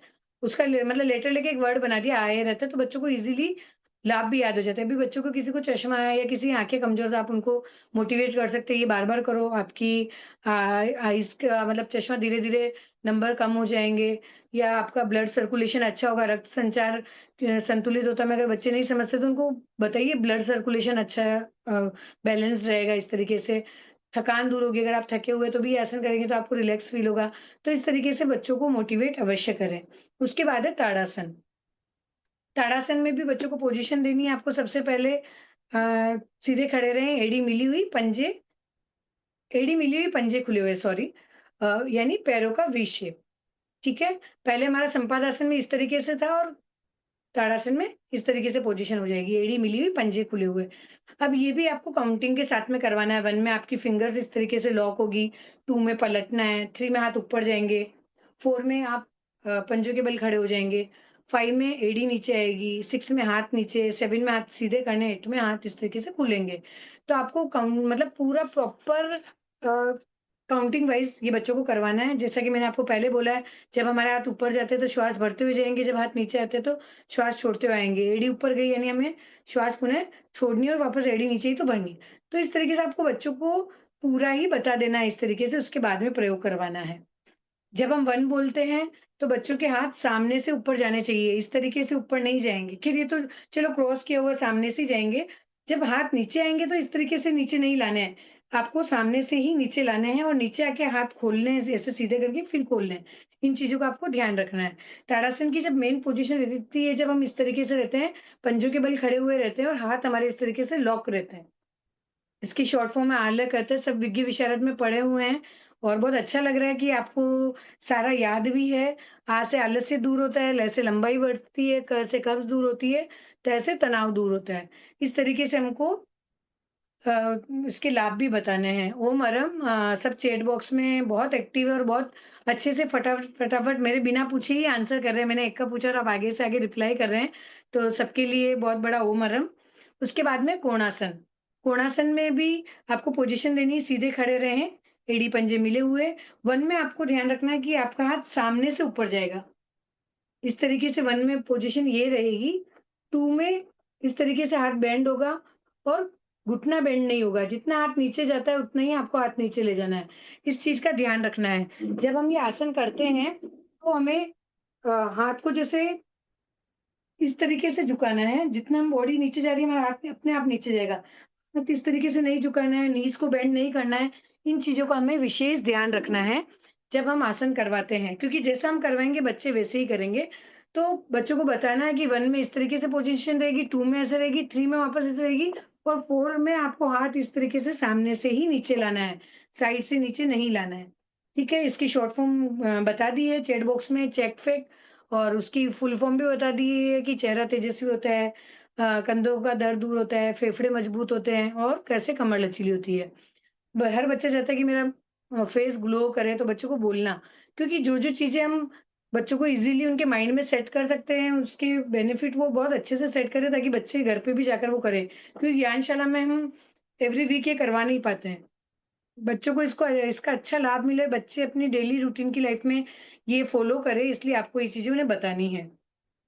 और ये जो 5 आसन मैं आपको प्रारूप में बता रही हूँ, ये समय सारणी में, आपको 15 मिनट में यही करवाने हैं। भाग 1 में और भी आसन है, 2 में और भी आसन है, वो आप जब अपने बच्चों को अपनी क्लास में पढ़ाते हैं, तब करवाने हैं। प्रारूप में जब सामूहिक रूप से ये चीज़ें कराई जाती हैं, तब आपको ये पाँचों आसन में से ही आसन करवाने हैं। फिर 4th है पादहस्तासन। पादहस्तासन में भी सीधे खड़े रहें, हाथ आपको सामने से ऊपर ले जाने हैं, साइड से ऊपर नहीं ले जाने हैं। तो 1 बोलेंगे, तब इस तरीके से सामने से हाथ ऊपर ले जाएँगे, थोड़ा-सा पीछे की ओर बेंड होंगे। फिर 2 में आपको श्वास छोड़ते इस तरीके से हम नीचे जाएँगे, हमारे हाथों को नीचे लगाने का प्रयास करेंगे, पैर के अंगूठे को पकड़ने का प्रयास करेंगे और सर को घुटनों पे लगाने का प्रयास करें। प्रयास करें बोलना है बच्चों को, आवश्यक नहीं है लगाना, क्योंकि बहुत से जन का नहीं लगता है। बहुत जन के हाथ भी ज़मीन पे टच नहीं होते, भला बच्चे हैं लेकिन, किसी-किसी के टच नहीं होते, तो ज़बरदस्ती कोई भी प्रयोग हमें ज़बरदस्ती नहीं करवाना है। 3 में पुनः ये पोज़ीशन होगी और 4 में हम सिंपल स्ट्रेट खड़े हो जाएँगे। इसकी शॉर्ट फॉर्म है मेमो पास क्रो। इसमें लिखा है मेमो पास क्रो और लगा दिया ताकि क्रोध शांत होता है भी बच्चों को याद रह जाए। में से मेरुदंड लचीला होता है, बच्चे मेरुदंड मतलब नहीं समझते तो उनको बोलो स्पाइनल कोड फ्लेक्सिबल होता है, मुँह से मोटापा कम होता है, सब जन चाहते हैं स्लिम ट्रिम रहें, तो बच्चों को इस तरीके से भी आप ये आसन करने के लिए मोटिवेट कर सकते हैं। पास से पाचन तंत्र संतुलित रहता है, यानी हमारा डाइजेस्टिव सिस्टम अच्छा रहता है और सहसी स्मृति का विकास होता है, क्रोध से क्रोध शांत होता है। तो इस तरीके से ये इसके लाभ हुए, जिसको गुस्सा बहुत आता है उसे भी आप बोलें कि माँ प्राण ध्वनि करे, ये करे, पादहस्तासन बहुत इफ़ेक्ट होगा। शशांक आसन में भी बहुत अच्छा है अगर किसी को क्रोध आता है तो। अभी पाँचवाँ आसन है शशांक आसन। शशांक आसन में बच्चों को बोलना है वज्रासन में बैठें। वज्रासन में पैर पीछे से इस तरीके से होते हैं। बच्चों में वन्नासन, वज्रासन में बहुत कन्फ्यूज़न होता है। बच्चों को ये क्लियर अवश्य करें। तो हमें वज्रासन में बैठना है। 1 में हम श्वास भरते हुए इस तरीके से हाथ ऊपर लाते हैं। कभी भी ध्यान रखिए, जब भी हम हाथ ऊपर ले जा रहे हैं, हमारा श्वास भरते हुए ही जा रहा है। जब हम 2 में जाते हैं नीचे, तो श्वास छोड़ते इस तरीके से नीचे जाते हैं। अगर हमें इस पोज़ीशन में थोड़ी देर रुकना है, 2 की पोज़ीशन में, तो आप नॉर्मल ब्रीथिंग कर सकते हैं। आपको 2 मिनट, 3 मिनट रुकना है, तो आप इस तरीके से रुके, फिर श्वास भरते हुए 3 में इस तरीके से ऊपर हो जाएँगे और 4 में आप पुनः वज्रासन की स्थिति में आ जाएँगे, आपके दोनों हाथ घुटने पे। ठीक है? तो ये हमारा हुआ शशांक आसन। अभी शशांक आसन के लाभ की किसी ने शॉर्ट फॉर्म बनाई है? हाँ। एक्चुअल में क्या उसको अंदर-अंदर इसका लाभ ज़्यादा दिया गया है, एक ही लाभ के अंदर 3 तो तक्रो आसपी हमने किया है कि बच्चों को थोड़ा ज़्यादा जल्दी से याद आ जाए, तनाव दूर होता है, क्रोध शांत होता है। से आँख, पीठ दर्द इनमें उपयोगी है, इससे स्मृति का विकास होता है। तो इस तरीके से शॉर्ट फॉर्म आप अपने हिसाब से, आपको और भी कोई ईज़ी वर्ड लगे कि हाँ, इससे बहुत ईज़ी हो रहा है बोलने में, तो आप उस तरीके से भी कर सकते हैं। हमारा उद्देश्य है कि बच्चों को इसके लाभ अच्छे से हम याद करा पाएँ, इसके बता पाएँ कि बेनिफिट क्या है। और इसका शशांक आसन यानी शशांक यानी चंद्रमा, चाँद जैसे शांत होता है, अगर आपको भी अपना स्वभाव शांत चाहिए तो आप इस तरीके का आसन कीजिए, इसको रैबिट पोज़ भी बोलते हैं। तो ये हमारे 5 आसन हुए जो हम बदल-बदल के करवाते हैं। कभी 2 आसन करवा दिए, 1 ध्यान का प्रयोग करवा दिया, कभी ध्यान का प्रयोग और दूसरे 2 या 3 आसन करवा दिए, कभी पाँचों आसन करवा दिए। आप जैसा चाहें अपनी सहूलियत के हिसाब से आप करवा सकते हैं। अभी ध्यान के 3 प्रयोग, उसमें पहला है लघु कायोत्सर्ग। लघु कायोत्सर्ग यानी छोटा कायोत्सर्ग, 5 मिनट्स में होने वाला कायोत्सर्ग। शॉर्ट फॉर्म तक्रो आसपी। कोई नहीं, फर्स्ट लेटर्स लेके सॉरी, आगे-आगे के लेटर्स लेके उनको बनाया गया है, तो आप बना सकते हैं तक्रो आसपी। वो बच्चे पीठ दर्द वाला भूल जाते हैं ना, तो उस हिसाब से वो भी डाल दिया है। लघु कायोत्सर्ग यानी छोटा कायोत्सर्ग। अभी लघु कायोत्सर्ग बोलते से ही हमारे दिमाग में आ जाए कि कायोत्सर्ग क्या होता है, इतना सा आपको मेहनत करनी है बच्चों के लिए। पहले कैसे कराना है वो बता देते हैं। पोज़ीशन वही रहेगी जैसे हमारी मापन ध्वनि में थी, सुखासन, ज्ञान मुद्रा, गर्दन कमर सीधी और आँखें कोमलता से बंद। तो इस तरीके से मैंने 4 पॉइंट्स जो है मेन पोज़ीशन के लिखे हुए हैं। उसके बाद लघु कायोत्सर्ग में मेन क्या होता है, आपको पूरा प्रारूप में जो विधि है, विधिवत कराना है, वीडियोज़ है, आप उन वीडियोज़ को बार-बार देखें और उसी के अकॉर्डिंग करवाएँ। पर एक बार में शॉर्ट में आपको लघु कायस्थ की डिटेल्स पता होना चाहिए कि इसमें शरीर को स्थिर-शिथिल करते हैं, प्रतिमा की भांति अडोल रखते हैं और हमारे पूरे बॉडी पार्ट्स पर हमारे ध्यान को ले जाते हैं, चित्त को ले जाते हैं और उससे रिलैक्स होने का सजेशन देते हैं, शिथिल होने का सजेशन देते हैं। ये वाला शॉर्ट में आपको पता होना चाहिए। अभी ध्यान, ध्यान हम बोलते हैं कि हर कोई ध्यान नहीं करवा सकता है। क्योंकि ध्यान में सॉफ्ट आवाज़ होनी चाहिए, लोगों को इफ़ेक्ट हो और लोगों का मन लगे सबसे पहले तो। आप रूडली आवाज़ में और बहुत तेज़ आवाज़ में बोल रहे हैं, तो वो ध्यान में कंसंट्रेशन जो बच्चे करना चाहते हैं, वो नहीं कर पाएँगे। तो आपको सबसे पहले अपनी आवाज़ पे फ़ोकस करना है कि हमें आवाज़ किस तरीके से ध्यान के प्रयोग के समय रखनी है। मैं आपको शॉर्ट में थोड़ा-सा बता रही हूँ, जैसे अगर हम लघु कायस्थ कर रहे हैं, तो शरीर को स्थिर, शिथिल और तनाव मुक्त करें। प्रतिमा की भांति अडोल रहें।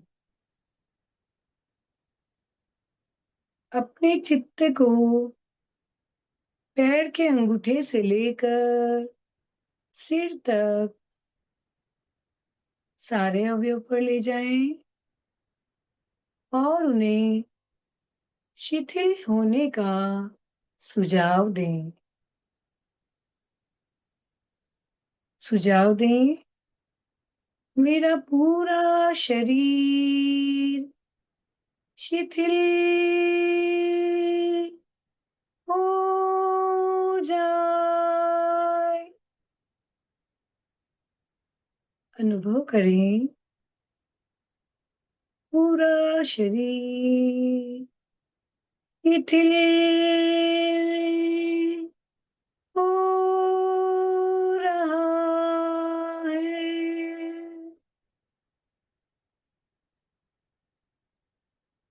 अनुभव करें, पूरा शरीर शिथिल हो गया है। पूरे ध्यान काल तक जागरूकता बनी रहे। आपको इस तरीके से आवाज़ में, टोन में ध्यान का प्रयोग करवाना है ताकि बच्चे उसके अंदर जाएँ। मतलब हमारा प्रयोग करवाने का लक्ष्य क्या होता है कि बच्चे उसको फ़ील करें या बच्चों को उसका बेनिफिट हो या हमें भी उसका बेनिफिट हो अगर हम स्वयं भी कर रहे हैं। तो इस चीज़ का ध्यान रखना। अभी जैसे मैंने बहुत टफ-टफ वर्ड बोले, शरीर स्थिर, शिथिल एवं तनावमुक्त हो, प्रतिमा की भाँति। बच्चे प्रतिमा नहीं समझते हैं, तो आप उनको स्टैच्यू की जैसे बोल सकते हैं। स्थिर, शिथिल यानी हिलाना-डुलाना नहीं है आपको, मूवमेंट्स नहीं करने हैं। फिर हम बोलते हैं शिथिल हो जाए, तो बच्चा शिथिल मतलब समझेगा ही नहीं। तो उनको बोलेंगे रिलैक्स होने का सुझाव देना, रिलैक्स हो जाए, रिलैक्स हो रहा है। जब हम एक सजेशन देते हैं तो 2-4 सेकंड, 5 सेकंड रुकें, उसके बाद में बोले कि अनुभव करें, फ़ील करें कि मेरी पूरी बॉडी रिलैक्स हो गई है, इस तरीके से। क्योंकि हम अगर रुकते नहीं हैं, तो उसका प्रभाव नहीं होता है। तो आपको पूरा सिस्टमैटिक इस तरीके से आपको ध्यान का प्रयोग करवाना है और स्लो-स्लो करवाना है। 5 मिनट्स में ईज़िली हो जाता है। अभी इसमें भी आपको लाभ बताना है क्योंकि जब तक लाभ नहीं बताते हैं, तब तक बच्चे वो चीज़ करते नहीं हैं। तो इसमें जारोथ भी कर सकते हैं, थरोजा भी बोल सकते हैं, जारोद सही से बोलने में थोड़ा सही होता है, आपकी इच्छा हो जो फर्स्ट वर्ड आप लेके बना सकते हैं, जैसे थ से थकान दूर होती है, रो से रोग प्रतिरोधक व्यक्ति शक्ति का विकास होता है और तीसरा जागरूकता, धैर्य व साहस की वृद्धि होती है। आपको चाहिए तो ध्येय का धई और साहस का सा भी ले सकते हैं, अपने हिसाब से इसकी शॉर्ट फॉर्म बना सकते हैं। ये जस्ट आगे-आगे के शब्द लेकर बनाई हुई है। अभी इसी तरीके से दीर्घ श्वास प्रेक्षा का प्रयोग है, आपको पोज़ीशन वही सुखासन में बैठे मेरुदंड गर्दन सीधी ज्ञान मुद्रा आंखें कोमलता से बंद। ये उनकी पोजीशन हो गई। दीर्घ श्वास यानी लंबी श्वास, लॉन्ग ब्रीथ लेनी है, लॉन्ग मतलब ब्रीथ इन करोगे तब भी वो आप धीरे-धीरे लेंगे और जब आप ब्रीथ आउट करते हैं तब भी आप उसको धीरे-धीरे छोड़ेंगे। बच्चों को ये शॉर्ट में ये चीज़ समझा देनी है। दीर्घ श्वास प्रेक्षा में आपको क्या ध्यान रखना है, जब आप श्वास लेते हैं, तो आपके पेट की मांसपेशियाँ फूलती है। जैसे इसमें पहले हम समताल वगैरह बोलते हैं ना कि श्वास समताल और लयबद्ध करें, तो बच्चे लयबद्ध और समताल में नहीं समझते, तो उनको बच्चों को आप समझा सकते हैं कि अगर आपको श्वास लेने में 5 सेकंड लग रहे हैं, तो वापस दूसरी श्वास लो तो भी 5 सेकंड में ही लेनी है, 7 सेकंड में लेनी है। एक पर्टिकुलर मतलब एकदम टाइम देख के नहीं करना पर एक थोड़ा-सा एक्यूरेसी माइंड में हो कि हमको इस स्पीड में श्वास लेनी है, इस तरीके से। छोड़नी है तो भी इतने टाइम में ही छोड़नी है, इस तरीके से। तो ब उसको श्वास लयबद्ध एवं समताल बोलते हैं। उसके बाद में जब हम श्वास लेते हैं तो हमारी पेट की मांसपेशियाँ फूलेगी और श्वास छोड़ते हैं तब पेट की मांसपेशियाँ सिकुड़ती है। मेन यही चीज़ है, इसका आपको ध्यान रखना है। बच्चों को आप एग्ज़ाम्पल दे सकते हैं कि जब हम बलून में हवा भरते हैं तो बलून फूल जाता है। बलून की हवा निकालते हैं तो बलून सिकुड़ जाता है। इसी तरीके से हमने श्वास ली, हमारा पेट फूला, जब हमने श्वास छोड़ी तो हमारा पेट सिकुड़ गया, क्योंकि ब्रीथिंग सही होना बहुत ज़रूरी है। इसके लिए इस चीज़ का आपको ध्यान रखना है। पहले हमारा ध्यान तेजस केंद्र पर होता है जब हम पेट की मांसपेशियों के फूलने और सिकुड़ने का अनुभव करते हैं, और बाद में सेकंड टाइम हमारा ध्यान दोनों नथुनों के भीतर यहाँ पे संधि स्थल पर होता है, यहाँ पर नहीं होता है, यहाँ पर होता है संधि स्थल पर। जब हम श्वास को देखते हैं, श्वास भीतर गया, श्वास बाहर आया। अब बच्चे बोले कि श्वास को कैसे देखेंगे? जब हमारी आँखें क्लोज़ होती है और श्वास हम भरते हैं, तो हमें फ़ील होता है कि श्वास अंदर जा रही है। बाकी तो हम इतना बिज़ी है ना कि हमें 1 सेकंड का भी टाइम नहीं है, जो श्वास हमारी सबसे इम्पोर्टेंट है, उसके लिए भी हमें समय नहीं है। क्योंकि जब तक श्वास है, हम जीवित हैं, हर इंसान जानता है। फिर भी उसके लिए हम जागरूक नहीं हैं, तो एटलीस्ट ध्यान करके हम थोड़े तो जागरूक बनें। तो इस कारण से सेकंड टाइम जब नथुनों के यहाँ पे भीतर हमारा ध्यान होता है, तब हम आते-जाते श्वास को देखते हैं। जैसे एक वॉचमैन बिल्डिंग में आते-जाते हुए व्यक्ति की पूरी एंट्री करता है, ये व्यक्ति इतनी बजे गया, इतनी बजे आया। उसी तरीके से इतनी सी रिस्पॉन्सिबिलिटी हमारी भी हमारे श्वास के प्रति होनी चाहिए, और ये प्रयोग हम करने के बाद में लास्ट में 3 बार महाप्राण ध्वनि के साथ में प्रयोग संपन्न करते हैं। इसके लाभ है, यज्ञापादि अभी इन्होंने पहले ये यज्ञापादी यानी विचार कम होते हैं, उसमें पहले ज्ञाता दृष्टा भाव लिखा होता है, इसलिए वो बनाया था। तो आप वी कर सकते हैं। एकाग्रता का विकास होता है, पाचन तंत्र स्वस्थ रहता है, दीर्घायु बनते हैं और विचार कम होते हैं। अगर आपके माइंड में बहुत सारे विचार आ रहे हैं और कभी बहुत ज़्यादा गुस्सा भी आ रहा था, तो आप केवल लॉन्ग ब्रीथ कीजिए।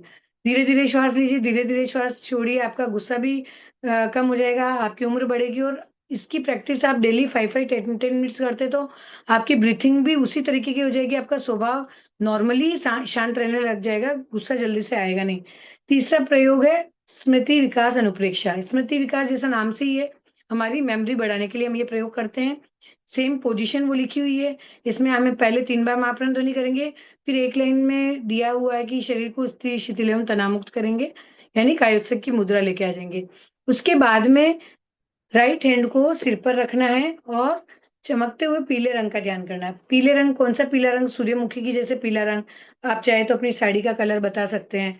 आप चाहें तो इस तरीके से येलो कलर में, मैंने ओम नमो नानस्य इसलिए लिखा है कि हम बाद में इसका जाप भी करते तो बच्चे को पहले ही दिखा दिया। जब वो मानसिक जाप करते तो वो इसको विजुअलाइज़ कर सके। तो इस तरीके से भी आप कर सकते हैं। तो इस तरीके से येलो कलर उनको दिखा दिया और बच्चों को बोलना है चमकते हुए येलो कलर का ध्यान करना है। उसके बाद में 2 इंस्ट्रक्शन देने हैं। पहला तो मेरे ज्ञान तंतु सक्रिय हो जाएँ और दूसरा क्या है, मेरी स्मृति विकसित हो जाए। सेम उसी तरीके से जैसे मैंने आपको कायस्थ में बताया, शिथिल हो रहा है, शिथिल हो जाए, शिथिल हो गया है। ऐसे ही आपको मेरे ज्ञान तंतु सक्रिय हो रहे हैं, हो जाएँ, मेरे ज्ञान तंतु सक्रिय हो रहे हैं, मेरे ज्ञान तंतु सक्रिय हो गए हैं। मेरी स्मृति विकसित हो जाए, मेरी स्मरण शक्ति विकसित हो रही है, मेरी स्मरण शक्ति विकसित हो गई है। इस तरीके से आपको इंस्ट्रक्शन देने हैं, सेम स्लो टोन में उसी तरीके से। बच्चे इसके मतलब नहीं समझते हैं कि ज्ञान तंतु का मतलब, तो उनको बोल दीजिए न्यूरॉन्स। स्मरण शक्ति नहीं समझते तो मेमोरी शार्प हो जाए उसके लिए। तो इस तरीके से बच्चों को हार्ड वर्ड्स आप प्लीज़ क्लियर कर दें, तभी वो ध्यान कर पाएगा। ये कराने के बाद में आपको नमो नाणस्य का 21 टाइम मन में जाप करवाना है। नमो नाणस्य, ना नहीं नाणस्य। इन चीज़ों का आप विशेष ध्यान रखें जब भी आप ये प्रयोग करवाते हैं बोलने का, क्योंकि हम बोलते हैं फिर बच्चे भी वैसा ही सीखते हैं। तो इसका हम 21 टाइम जाप करते हैं। इसका लाभ है, स्मृति का विकास होता है, ज्ञान का विकास होता है। नाम में ही है, हम जो इंस्ट्रक्शन दे रहे हैं उसमें भी स्मृति और ज्ञान के विकास का इंस्ट्रक्शन दे रहे हैं, तो इसमें दिक्कत नहीं आती है। और ये चाहे तो ओम नमो नाणस्य का जाप करें या नमो नाणस्य ये भी जाप कर सकते हैं। तो ये 21 टाइम करना है। ये हमारे 15 मिनट का प्रेक्षक ध्यान का समय पूरा हुआ, जिसमें हमने 2 रेगुलर प्रयोग, महाप्राण ध्वनि नमस्कार मुद्रा और बाकी बदल-बदल कर कराए जाने वाले 5 आसन और 3 ध्यान के प्रयोग डिटेल में समझे। उसके बाद समय आता है संस्कार ज्ञान और वर्तमानिक ज्ञान का 15 मिनट्स। वर्तमानिक ज्ञान, अगर कुछ भी त्योहार वगैरह आ रहा है या हमको बच्चों को बताना है, तो हम एक तो डायरेक्टली बता सकते हैं, या एक संडे पहले आप बोल दें कि आपको इस पे 5 लाइन्स रेडी करके लानी है, इस टॉपिक पे, तो बच्चा थोड़ा सर्च करेगा, वो बहुत सारी चीज़ें जो नहीं जानता होगा वो भी सीख के आएगा। और अगर आप कुछ भी चीज़ बताते हो तो बच्चों को इस तरीके से अगर कोई बता दिया ये क्या है, बच्चे खुद मतलब देख के समझे कि ये भिक्षु स्वामी है, ये सिरियारी है, सिरियारी में क्या हुआ था? सिरियारी एक तरीके से हमारा तीर्थ स्थान भी हम बोल सकते हैं तेरापंथी का। तो सिरियारी में क्या हुआ था? भिक्षु स्वामी का मतलब महाप्रयाण प्रयाण उन्होंने कब किया था? क्यों ये मनाई जाती है तेरस, बड़ी तेरस? और इसको क्या बोलते हैं इस महोत्सव को? अगर किसी को याद हो तो? किसी को ध्यान है? चरमोत्सव, भिक्षु चरमोत्सव। तो ये बताने के लिए हम बच्चों को इस तरीके से थोड़ा-सा हिंट दे सकते हैं, फिर बच्चों को हम पूरा इंस्ट्रक्शन दें। सबसे मेन चीज़, आप कभी भी वर्तमानिक ज्ञान बता रहे हैं और आप तिथि नहीं बताते हैं तो बहुत रॉन्ग है। क्योंकि ये सब चीज़ें डेट्स के हिसाब से नहीं चलती, तिथि के हिसाब से चलती है। भले आप मर्यादा महोत्सव हो गया और आपको तिथि नहीं पता हो, तो ये कि भी माघ शुक्ला सप्तमी, तो वो चीज़ गलत हो जाती है। आप कभी भी अपनी क्लास में जाएँ, प्रिपेयर होके जाएँ कि अगर आप आज मर्यादा महोत्सव के बारे में बता रहे हैं, तो आपको बताना है कि ये 3 दिन तक मनाया जाता है। माघ शुक्ला पंचमी, छठ और सप्तमी को। और इसमें क्या होता है, मर्यादाओं का वचन होता है, हमारी मर्यादाएँ क्या है, और इस टाइम पे विहार चातुर्मास की भी फरमाए जाते हैं। ये सारी चीज़ें आपको बच्चों को बतानी है। क्योंकि केवल हमने ये बता दिया कि मर्यादा महोत्सव होता है और उस दिन केवल चातुर्मास फरमाते हैं, ये डिटेल बराबर नहीं है। मर्यादा महोत्सव क्यों मनाया जाता है, किसने मर्यादाएँ बनाई हैं, तो ये पूरी डिटेल आपको बच्चों को बतानी है। इसी तरीके से जो रिसेंटली त्योहार आ रहा है, जैसे भी राखी आ रहा है, तो आपने इस तरीके का पोस्टर बना दिया, बच्चों को पूछ सकते हैं कि ये क्या है? तो वो गेस करेंगे कि ये रक्षाबंधन का त्योहार है। बहन भाई के हाथ पे कलाई पे राखी बाँध रही है। रक्षाबंधन का इतना इम्पोर्टेंस क्यों है? क्यों मनाना चाहिए त्योहार? इसके पीछे क्या मान्यताएँ हैं? तो इस तरीके से हम बच्चों को इस तरीके से वर्तमानिक ज्ञान में बता सकते हैं। तो कोशिश करनी है कि थोड़े से हम प्रॉप्स वगैरह भी बनाकर ले जाएँ, नहीं ले जा सके तो जिस भी चीज़ में वर्तमानिक ज्ञान दे रहे हैं, जो भी तिथियाँ आने वाली है, पहले से हम उसके लिए प्रिपेयर होकर जाएँ, उसके बाद में बच्चों को ज्ञानशाला में सिखाएँ। उसके बाद में संस्कार ज्ञान। संस्कार ज्ञान में हम स्टोरीज़ सुनाते हैं। स्टोरीज़ में सबको पता है बहुत इंटरेस्ट आता है। बच्चे कुछ भी चीज़ भूल जाते हैं, लेकिन स्टोरीज़ फटाफट भूलते नहीं हैं। अब आपने डायरेक्ट स्टोरी जाके बोल दी, बुक में से देख के पढ़ ली, नहीं। बुक में से देख के तो आपको स्टोरी पढ़नी ही नहीं है। इस चीज़ को तो आप गाँठ बाँध लें। क्योंकि हमारा ध्यान बुक में होता है तो हम बच्चों के साथ में आई कॉन्टैक्ट नहीं कर पाते हैं। और जब हम स्टोरीज़ बोलते हैं और बच्चों के साथ में आई कॉन्टैक्ट होता है, तो बच्चे बहुत अच्छे से उसको सुनते हैं। और अगर हम कुछ उसमें लेसन, क्योंकि स्टोरीज़ का मतलब क्या होता है कि हम कोई मॉरल वैल्यूज़ उन बच्चों के अंदर बिल्ड करना चाहते हैं, हमारे धर्म के प्रति उनमें श्रद्धा प्रबल करना चाहते हैं, इसलिए हम वो स्टोरीज़ उनको सुनाते हैं। तो उसके लिए हमें थोड़े एफर्ट्स डालने हैं हमारे। ज़रूरी नहीं है कि केवल धार्मिक कहानी हो, आप दूसरी भी कहानी ले सकते हैं।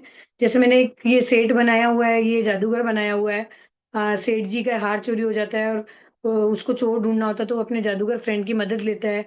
इसमें 4 स्टिक्स भी होती है। तो इस तरीके से आप छोटे-छोटे प्रॉप्स बनाकर बच्चों को सिखाएँगे। और इस तरीके से आप एक शेर था, उसको नचाना है इस तरीके से या मूवमेंट करने हैं, फिर आपको स्टोरी बोलनी है, डायरेक्ट नहीं बोलनी है। जैसे हमारी ये स्टोरी है, आप देखते ही समझ जाएँगे कि ये चंद्रकोशिक सर की और भगवान महावीर की स्टोरी है, क्रोध को क्षमा से शांत करो, जो इस स्टोरी का नाम है। तो इस तरीके से हम छोटे-छोटे प्रॉप्स बनाकर बच्चों को कहानी बताएँ। उसमें जंगल के सीन में आप पेड़ भी बनाकर ले जा सकते हैं कि जंगल में थे, भगवान महावीर ध्यान अवस्था में बैठे थे, चंद्रकोटि को खड़े थे भला, चंद्रकोशिक सर्प वहाँ पर आया, उन्होंने उनके पैर पर काटा। तो इस तरीके से आपको थोड़े एफर्ट डालने हैं। कहानियाँ आपको प्रोप्स के साथ में सिखाएँगे, तो बहुत जल्दी समझ में आएगी। इस स्टोरी के बारे में बताएँ, कौन-सी स्टोरी, इसका नाम बताएँ? बचपन में हमने सुनी थी पर आज भी हमारे माइंड में है। मेरा बताने का उद्देश्य ये है कि स्टोरी ऐसी चीज़ है जिसको हमें बार-बार, बार-बार रिवाइज़ नहीं भी करें तो भी चीज़ें याद रह जाती है। ये बचपन की स्टोरीज़ मुझे लगता है शायद आपने बड़े होके वापस कभी सुनी भी नहीं होगी, right? Woodcutter and x, a, the golden x भी है, ईमानदार लकड़हारा भी इसका नाम है। तो क्यों? क्योंकि हमने बचपन में सुनी थी। स्टोरीज़ का माइंड पे कितना इफ़ेक्ट होता है, ये चीज़ मैं आपको समझाना चाह रही थी कि इस तरीके से बच्चों को याद रह जाती है। अभी जैसे हमारे अरिश ने भी शादी के लिए जा रहे थे राजीमती से, और उनको उनको पशुओं की चित्कार सुनाई दी। अरे पशु कहाँ किसकी चित्कार है? उनके बोलते हैं जो सैनिक होते हैं कि पशु चित्कार कर रहे हैं, वो क्यों रो रहे हैं कि आपकी शादी में वो भोजे मतलब खाने के लिए उनको यूज़ लिया जाएगा। तो फिर वो वापस अपने घर पे चले जाते, शादी नहीं करते हैं और वो दीक्षा का संयम पद स्वीकार कर लेते हैं। इस तरीके से छोटी-छोटी कहानियाँ आप ये मैंने इस तरीके से बना रखे हैं, आप इस तरीके से चार्ट भी बना सकते हो। ये 6 लेश्याओं का है, आपको 6 लेश्याएँ बतानी स्टोरी बतानी है, आप इस तरीके से बता सकते हो कि कौन-सी लेश्या वाला कौन है, जामुन के पेड़ वाली है, एक वो हाथी वाला है। बहुत सारा ऐसे है कि आप अनेकांत वाला है जिसमें हाथी कोई बोलता है हाथी मोटा है, कोई बोलता है पतला है, कोई बोलता है पूँछ मतलब चोटी जैसा है। तो इस तरीके से कहने का मतलब आप बहुत अच्छे से बहुत कम टाइम में बहुत इफ़ेक्टिव बच्चों पर असर छोड़ सकते हैं। तो आपको संस्कार ज्ञान, वर्तमानिक ज्ञान बहुत अच्छे से बच्चों के सामने प्रेज़ेंट करना है कि बच्चे हमेशा उन चीज़ों को याद रखें, उनकी जैन धर्म में हमारे तेरापंथ धर्म संघ में श्रद्धा प्रबल हो। आप बच्चों के निर्माण का कार्य कर रहे हैं, इसलिए अपनी जागरूकता, अपनी रिस्पॉन्सिबिलिटी पूरी तरीके से समझें और ये जो भी चीज़ें आप सिखाएँ, पूरे मन के साथ में सिखाएँ। उसके बाद में व्यक्तित्व विकास, ज्ञान मित्र। व्यक्तित्व विकास में हम अलग-अलग एक्टिविटीज़ करवा सकते हैं। मैं बताती हूँ वो भी लास्ट में आपको एक्टिविटीज़ और ज्ञान मित्र में जो इसकी केंद्र की तरफ से एक्टिविटीज़ आ रही है, जो हर 15 डेज़ में आपके पास में पहुँचती है, आपकी मतलब पर्टिकुलर एक ज्ञानशाला की एक प्रशिक्षक उसमें जुड़ी हुई है ही है। हर ज्ञानशाला की एक प्रशिक्षिका उसमें जुड़ी हुई है और उसी के माध्यम से आपकी ज्ञानशालाओं में ज्ञान मित्र की एक्टिविटीज़ पहुँच रही है। ज्ञान मित्र में जो अच्छी ज्ञानवर्धक चीज़ें बताई जा रही है, कभी कोई दिवस आता है तो उसकी जानकारी, अभी जैसे मुखवस्त्रिका की एक्टिविटी इतनी ज़ोर-शोर में सब जगह चल रही है। क्योंकि कभी-कभी हम सोचते हैं कि हमें नहीं आइडिया आ रहा है तो प्रकोष्ठ हमें डायरेक्ट दे रहे हैं, कम से कम वो चीज़ें तो हम यूज़ लें। 15 दिन में 1 एक्टिविटी उनकी तरफ से आती है, 15 दिन में 1 एक्टिविटी आपकी तरफ से कर ले तो 2 एक्टिविटी 15 दिन में हो जाती है। तो इस तरीके से आपको व्यक्तित्व विकास में कुछ न कुछ नई एक्टिविटी के हिसाब से समझाना है और बच्चों को पढ़ाना है। जैसे ये है तीर्थंकर रेनबो बनाया हुआ है। उसमें तीर्थंकर के नाम लिखे हुए हैं। ये एक्टिविटीज़ है जो व्यक्तित्व विकास में आप करवा सकते हो। दूसरी भी मैं बताती हूँ कौन-सी होती है वो और उसमें बच्चों को केवल तीर्थंकर के नाम अगर याद हुए कौन से नंबर पे कौन-सा तीर्थंकर है, मैंने 2 पे बोला तो बच्चे अजित को राइट करेंगे, 3 पे बोला तो संभव को करेंगे। इस तरीके से अगर बच्चों को 8वें में पता है चंद्र प्रभु है, तो ही वो चंद्र प्रभु को राइट कर पाएँगे। तो इस तरीके से बच्चों को आपने याद करवाया, उसके बाद में रिवीज़न भी करवा दिया। जैसा कि हमारी अगली क्लास में आएगा मैं बताती हूँ आपको। तो इस तरीके से आपको एक्टिविटीज़ करवानी है।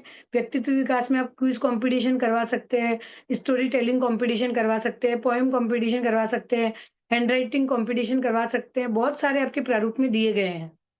कि आप आराम से एक्टिविटीज़ करवा सकते हैं, घर से आप मॉडल्स रेडी करवाने के लिए ला सकते हैं, भला 25 बोल हो गए, बहुत सारी चीज़ें हैं जो आप करवा सकते हैं और हाँ, सामयिक के कवर मुखपत्रिका रखने के कवर की कॉम्पिटिशन थी, सॉरी मैंने मुखपत्रिका बोल दिया। मुखपत्रिका का जो कवर था उसका कॉम्पिटिशन अभी ज्ञान मित्र में बताया गया था। तो इस तरीके से आप बहुत सारी एक्टिविटीज़ बच्चों को करा सकते हैं। ये सारा था आठों पॉइंट्स जो हैं फर्स्ट से लेके 8 पॉइंट तक ये सारे सामूहिक करवाए जाने वाले प्रयोग हैं। ये पूरी क्लासेस सामूहिक चलती है, उसके बाद में आपको क्लास डिवाइड करनी है। क्लास डिवाइड करने के बाद में आता है शिशु संस्कार बोध कंठस्थ एवं पुनरावर्तन 30 मिनट का। यानी आपने जो बच्चों को पढ़ाया है, बच्चे 7 डेज़ में आपके पास में आते हैं, सब कुछ भूल जाते हैं। तो आपको आते से ही तो जा लास्ट संडे या लास्ट संडे आपने पढ़ाया है उसको रिवाइज़ कराएँ।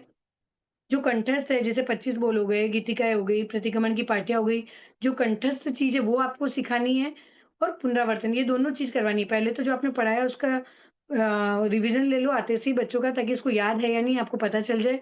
नहीं याद है तो उसको रिवाइज़ करवा दें एक बार पुनः, उसके बाद आप उनका कंठस्थ ज्ञान करवा दें। इसके लिए पूरा आपको हाफ एन आवर दिया गया है। 30 मिनट में आपको अच्छे से उच्चारण शुद्धि के साथ में उनको कंठस्थ करवाना है और सीखे हुए का पुनरावर्तन करवाना है। उसके बाद में 20 मिनट दिए गए हैं आपके जो लेसन्स है बुक में लेसन 25 बोल के भी हैं आपके प्रतिगमन की पार्टियाँ वो सब कंठस्थ में दिए गए हैं ताकि 30 मिनट तो आपको वो मिल रहे हैं पढ़ाने के और 20 मिनट आपको दूसरे चैप्टर्स और जैसे साधु-साधियों के यहाँ पे जब जाते हैं तो क्या ध्यान रखना चाहिए, धर्म स्थान के नियम क्या है? और बहुत सारी चीज़ें और भी दूसरे लेसन हैं, जैसे वंदना के अभिगम, बहुत सारी चीज़ें आपके चैप्टर्स में हैं, वो आपको करवानी है।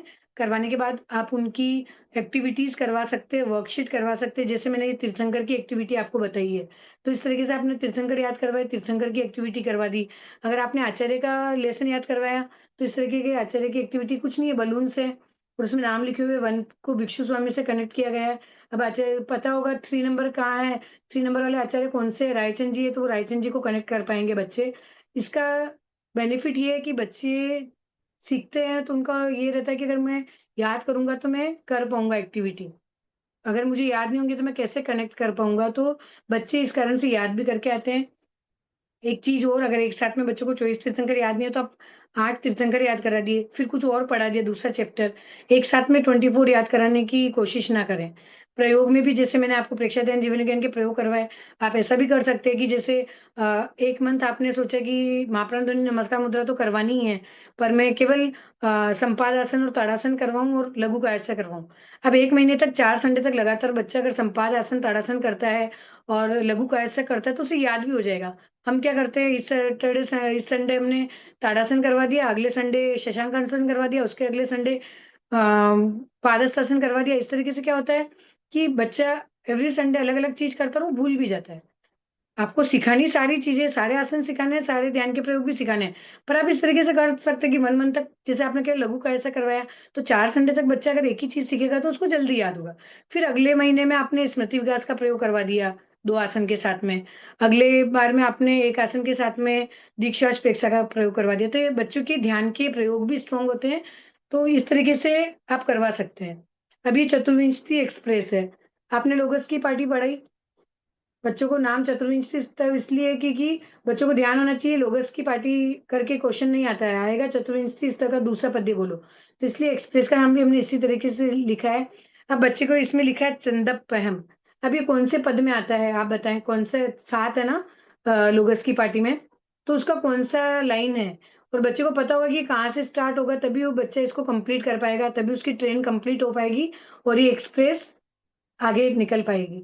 तो इस तरीके से बच्चों को बताना। वेरी गुड, सेकंड वाला है जिसमें ये पद आता है। तो इस तरीके से हमने एक्टिविटी करवा दी, आपने पढ़ाया और उसकी एक्टिविटी करवा दी।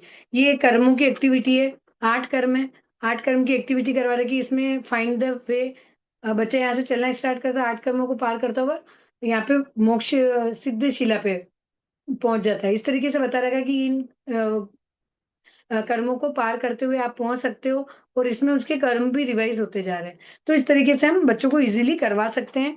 जैसे चैतन्य केंद्र है, आप चैतन्य केंद्र का इस तरीके से चार्ट निकालिए। मेरे पास तो चिंबक वाले हैं कि ज्ञान केंद्र कहाँ पे है, आनंद केंद्र कहाँ पे है। हम बार-बार बोलते हैं ना आनंद केंद्र पर हाथ जोड़ना है, तो आनंद केंद्र कहाँ पे है, ज्ञान केंद्र top of the head. Top of the head यानी ये, चोटी का स्थान बोलते हैं, यानी ये चोटी का स्थान नहीं, पंडित जी की चोटी का स्थान टॉप ऑफ द हेड। इसी तरीके से सारे केंद्र के नाम अगर आपने पढ़ा है तो इस तरीके से आप चिट्स बना सकते हैं, बच्चों को पता होगा तो वो अरेंज कर पाएँगे कहाँ पे कौन-सा केंद्र है। तो इस तरीके से आपका पढ़ाने का तरीका किस तरीके से हो, पढ़ाने के बाद आप बच्चों का साथ में रिवीजन ले सकते हैं। उसके बाद में अब अंतिम बचा है 1 दिवसीय त्याग, संकल्प व घोष, जिसका समय है 5 मिनट। 1 दिवसीय त्याग में अभी केंद्र से प्रकोष्ठ द्वारा जो हमेशा भेजे जा रहे हैं डेली त्याग आपको बच्चों को वो करवाने हैं। अपनी ज्ञानशाला के ग्रुप में डालने हैं और बच्चों को बोलना है एवरीडे के त्याग आपको भेजे जा रहे हैं, तो आपको कंपल्सरी करने हैं।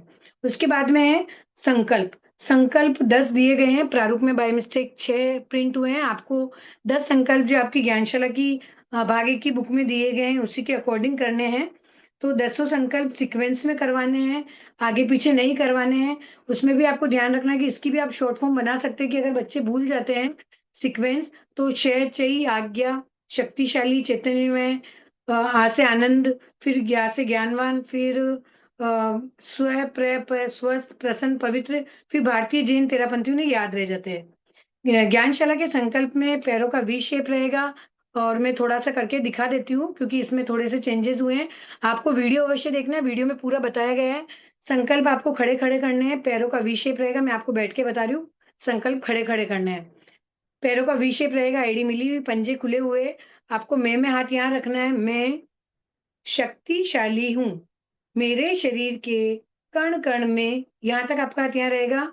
शक्ति का आपका एक हाथ दूसरे हाथ के ऊपर रहेगा, आपको ओवरलैप करना है। शक्ति का संचार हो रहा है और जब आपके हाथ नीचे आते हैं, तब आपको जैसे शक्ति का संचार हो रहा है, तो आपके हाथ को इस तरीके से नीचे खोलते हो, वापस मैं में हाथ आ जाएगा। आपको इस तरीके से हाथ नीचे नहीं ले जाने हैं, इस तरीके से झुकना नहीं है, इस चीज़ का ध्यान रखें।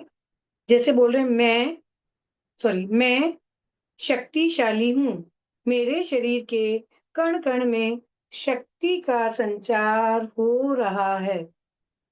ठीक है? मैं चैतन्यमय हूँ, मेरे शरीर के कण-कण में आपका हाथ केवल यहाँ पर रहेगा, बाकी आपका हाथ यहाँ पे रहेगा। जैसे ही शक्ति का, चैतन्य का, आनंद का संचार आएगा, आपका एक हाथ ऊपर और लगभग इस मतलब यहाँ से ऊपर से नहीं लाना है, पर इसके लेवल से आपको इस तरीके से हाथ नीचे लाना है।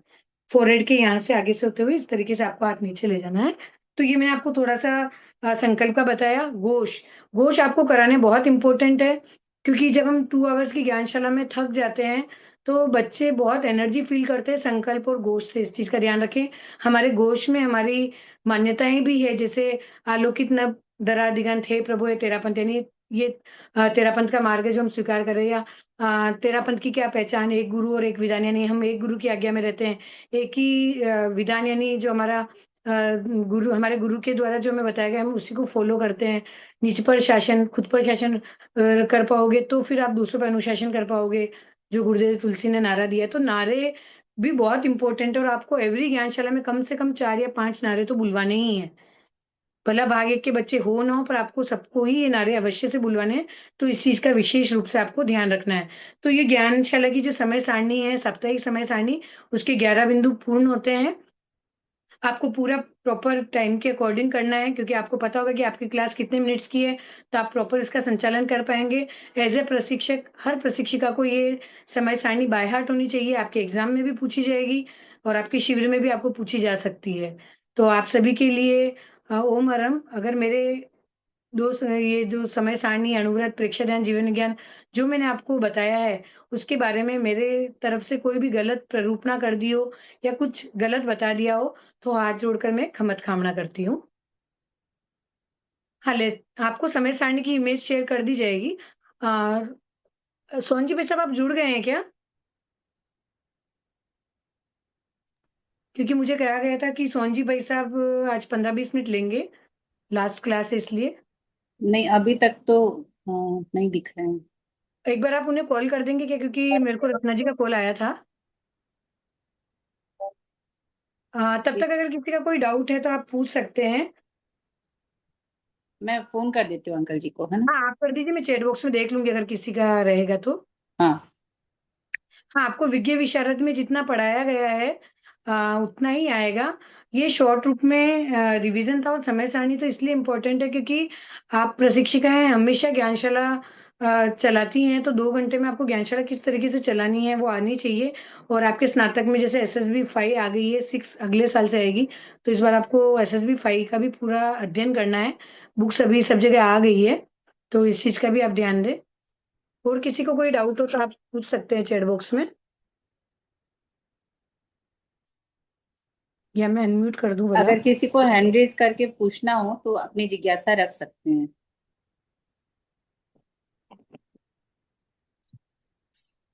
हाँ, हाँ, विद्या जी। बच्चों को तिथि याद नहीं होती है, एग्री, लेकिन हमारा तो फर्ज़ है ना, हमें तिथि बतानी है, क्योंकि जब एग्ज़ाम होंगे बच्चों को तिथि पूछेंगे, तो फिर बच्चे कैसे बताएँगे? दिल्ली में अगर बुक्स नहीं आई तो आप ज्ञानशाला प्रकोष्ठ से मँगा सकते हैं, आपके आंचलिक संयोजक को बोल के। बुक्स अवेलेबल है अभी प्रकोष्ठ में, सब जगह पहुँचाई जा रही है बुक्स। तो तिथि तो हमें याद करवानी है, और अगर किसी को कोई जिज्ञासा है तो आप पूछ सकते हैं। हेलो, जय जी ने अंकल जी। हाँ, वो क्लास आप ज्वाइन कर रहे थे ना आज, स्नातक में। हाँ, रत्ना जी ने बोला था मुझे इसलिए।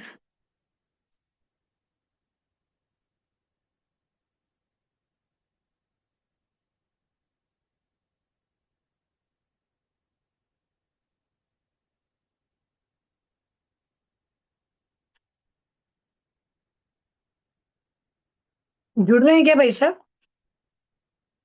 मैंने इसलिए थोड़ा-सा फ़ास्ट लिया ताकि पीछे टाइम रह पाए। हाँ, एसएसबी 5 की न्यू बुक आ गई है। एक बार नहीं होगा तो आपके ग्रुप में पीडीएफ भी शेयर कर दिया जाएगा। हाँ, नमस्कार महामंत्र वगैरह मुखवस्त्रिका लगवाकर बुलवाना चाहिए, क्योंकि उसमें मतलब धर्म की हम कोई भी चीज करवाते हैं तो मुखवस्त्रिका लगा के इजीली करवा सकते हैं। बस ये होता है कि कंफ्यूजन ना हो कि बच्चों के सामयिक नहीं है, इस चीज का ध्यान रखें। तो करवानी हमें मुखवस्त्रिका लगा के ही करवाने हैं सब, जो आप गुरु वंदना करवाते हैं, त्रिपदी वंदना करवाते हैं, सब आपको मुखवस्त्रिका लगा कर ही करवाना है। आंटी जी, अभी अंकल जी से बात हुई मेरी। हाँ। अंकल जी ने बोला कि मैं क्लास आज ही ज्वाइन करने वाला था, लेकिन उन्होंने भूल से परसों ज्वाइन कर लिया था, मतलब ट्यूसडे को। ओके ओके, ठीक है ठीक है, नहीं मेरे को क्या और रत्न का फोन वो आया था ना बोले तो कि अभी अच्छा ही हुआ कि मैंने उस दिन ज्वाइन कर लिया, क्योंकि आज वो लाडनू के लिए निकल रहे हैं, तो वो वैसे भी अटेंड नहीं कर पाएंगे। Okay, no problem. हाँ। ठीक है, किसी की जिज्ञासा हो तो ले लीजिए, क्योंकि मैंने हाँ। थोड़ा इसलिए स्पीड में लिया था, मुझे कहा हाँ। गया था कि 3:45 तक वाइंड अप करना है। अच्छा अच्छा अच्छा। नहीं, हम्म। और किसी की कोई मन में जिज्ञासा है किसी भी प्रकार की सिलेबस से रिलेटेड, तो आप पूछ सकते हैं। आप लोग हैंड रेज करिए, मैं म्यूट अनम्यूट कर दूंगी आपको। हाँ, जैसे ही सिंपल सा गेम बना रखा है। हाँ, पूछिए पूछिए, मैं बाद में बताती हूँ, बोलिए। दिव्या जी, आप अनम्यूट करिए, मैंने कर दिया अनम्यूट आपको।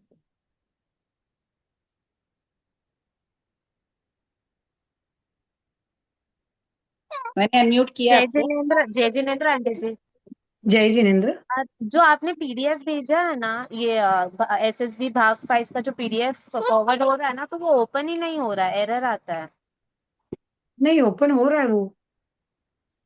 ठीक है, हम वापस रीसेंड अच्छा कर ठीक देंगे। है। और वैसे भी ओके है ना, ओके ठीक बुक है। आ गई है, देखो जहाँ पे भी है ना, नहीं पहुंची ना प्रकोष्ठ में, जो महासभा का कोलकाता ऑफिस है वहां पर अवेलेबल है, आप मंगा सकते हैं। डायरेक्ट भी मंगा सकते हैं, और आपके आंचलिक संयोजक से बात करके उनके थ्रू भी मंगवा सकते हैं।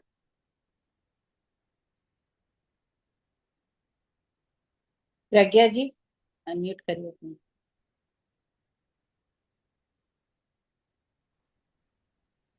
जय जिनेन्द्र मैम। बहुत जय अच्छा क्लास रहा, सेशन आपका बहुत अच्छे से आप अटेंड किया, और आपको बहुत बहुत कृतज्ञ। मैम बोल रही थी जी। कि ना, ये जो पांचला संचालक में जो हमारा सिलेबस का लक्ष्य आ रहा था, उद्देश्य, मानक मानक, वो पूरा बस है क्या? आपने क्या आया होगा? उतना ही है? नहीं नहीं, मैंने तो आपको समय सारणी के बारे में बताया, प्रारूप जो वाला। लक्ष्य, अर्हता, उद्देश्य, प्रतिज्ञा, इस नहीं, तरह ये से आता आपको है, लेकिन ये पूरा जो आपको सिलेबस था हमारा, वो पूरा रहेगा क्या? ज्ञानशाला गठन। देखो, मेन सिलेबस तो आपका जो स्नातक का है, आपको उस पर फोकस करना है। ये रिवीजन इसलिए हाँ कराया हाँ। गया है कि ये नहीं, चीजें आप, सिलेबस तो, क्योंकि एक्चुअली सिलेबस तो हमें जो आपका पीडीएफ ठीक है। मिला है ना, उसमें नहीं नहीं, खाली उसमें ये पुनरावर्तन नहीं लिखा है रहेगा, ये हमें, तो नहीं इसीलिए रहेगा। पूछ रहे थे। तो ये नहीं रहेगा, प्रारूप आपके पास में नॉर्मली सबके पास में है। तो एक जो हाँ। ज्ञानशाला का लक्ष्य है, उसका उद्देश्य और अर्हता, ये आपको ध्यान होनी चाहिए, आपकी समय सारणी ध्यान होनी चाहिए। और ये जो ज्ञानशालाएं का जो संचालन होता है प्रतिदिन, साप्ताहिक, चातुर्मासिक, थोड़ा से बेसिक चीजें आपको ध्यान में रहनी चाहिए।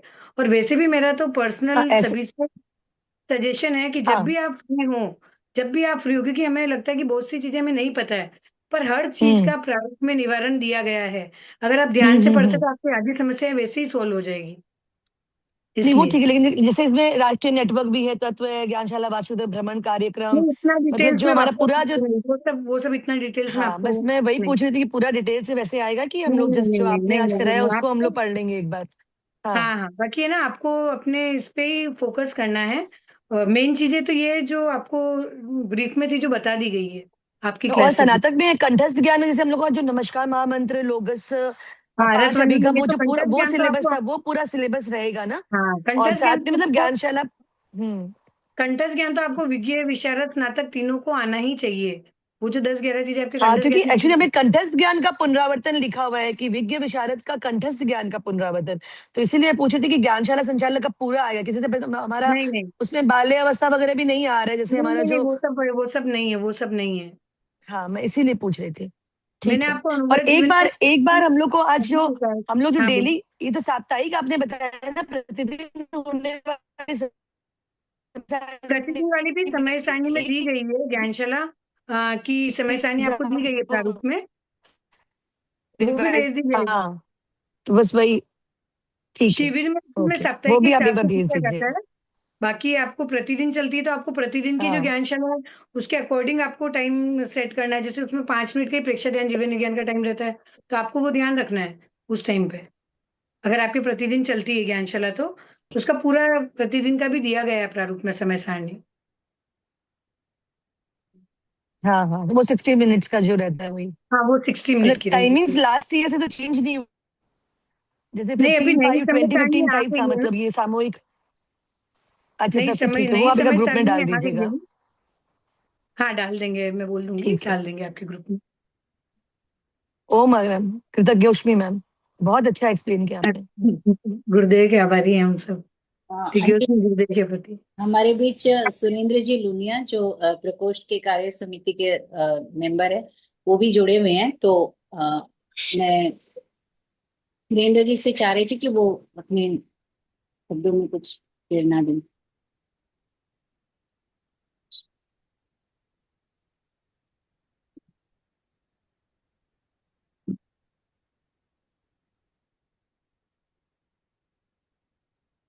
तो क्वेश्चन आया जी। आप अनम्यूट कर सकते हैं अंकल जी।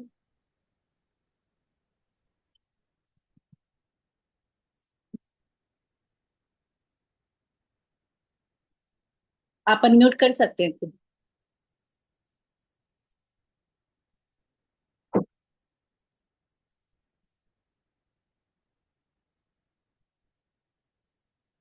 मेरी आवाज आ रही है क्या?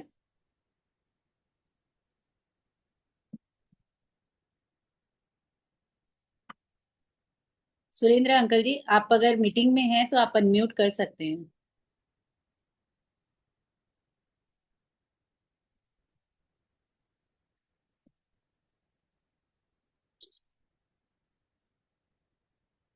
ठीक है, आप कंटिन्यू करिए, मैं वापस बात करके देखती हूँ क्या हुआ। अभी उनका कॉल आया था, लेकिन कोई बात नहीं। Okay, okay, no problem.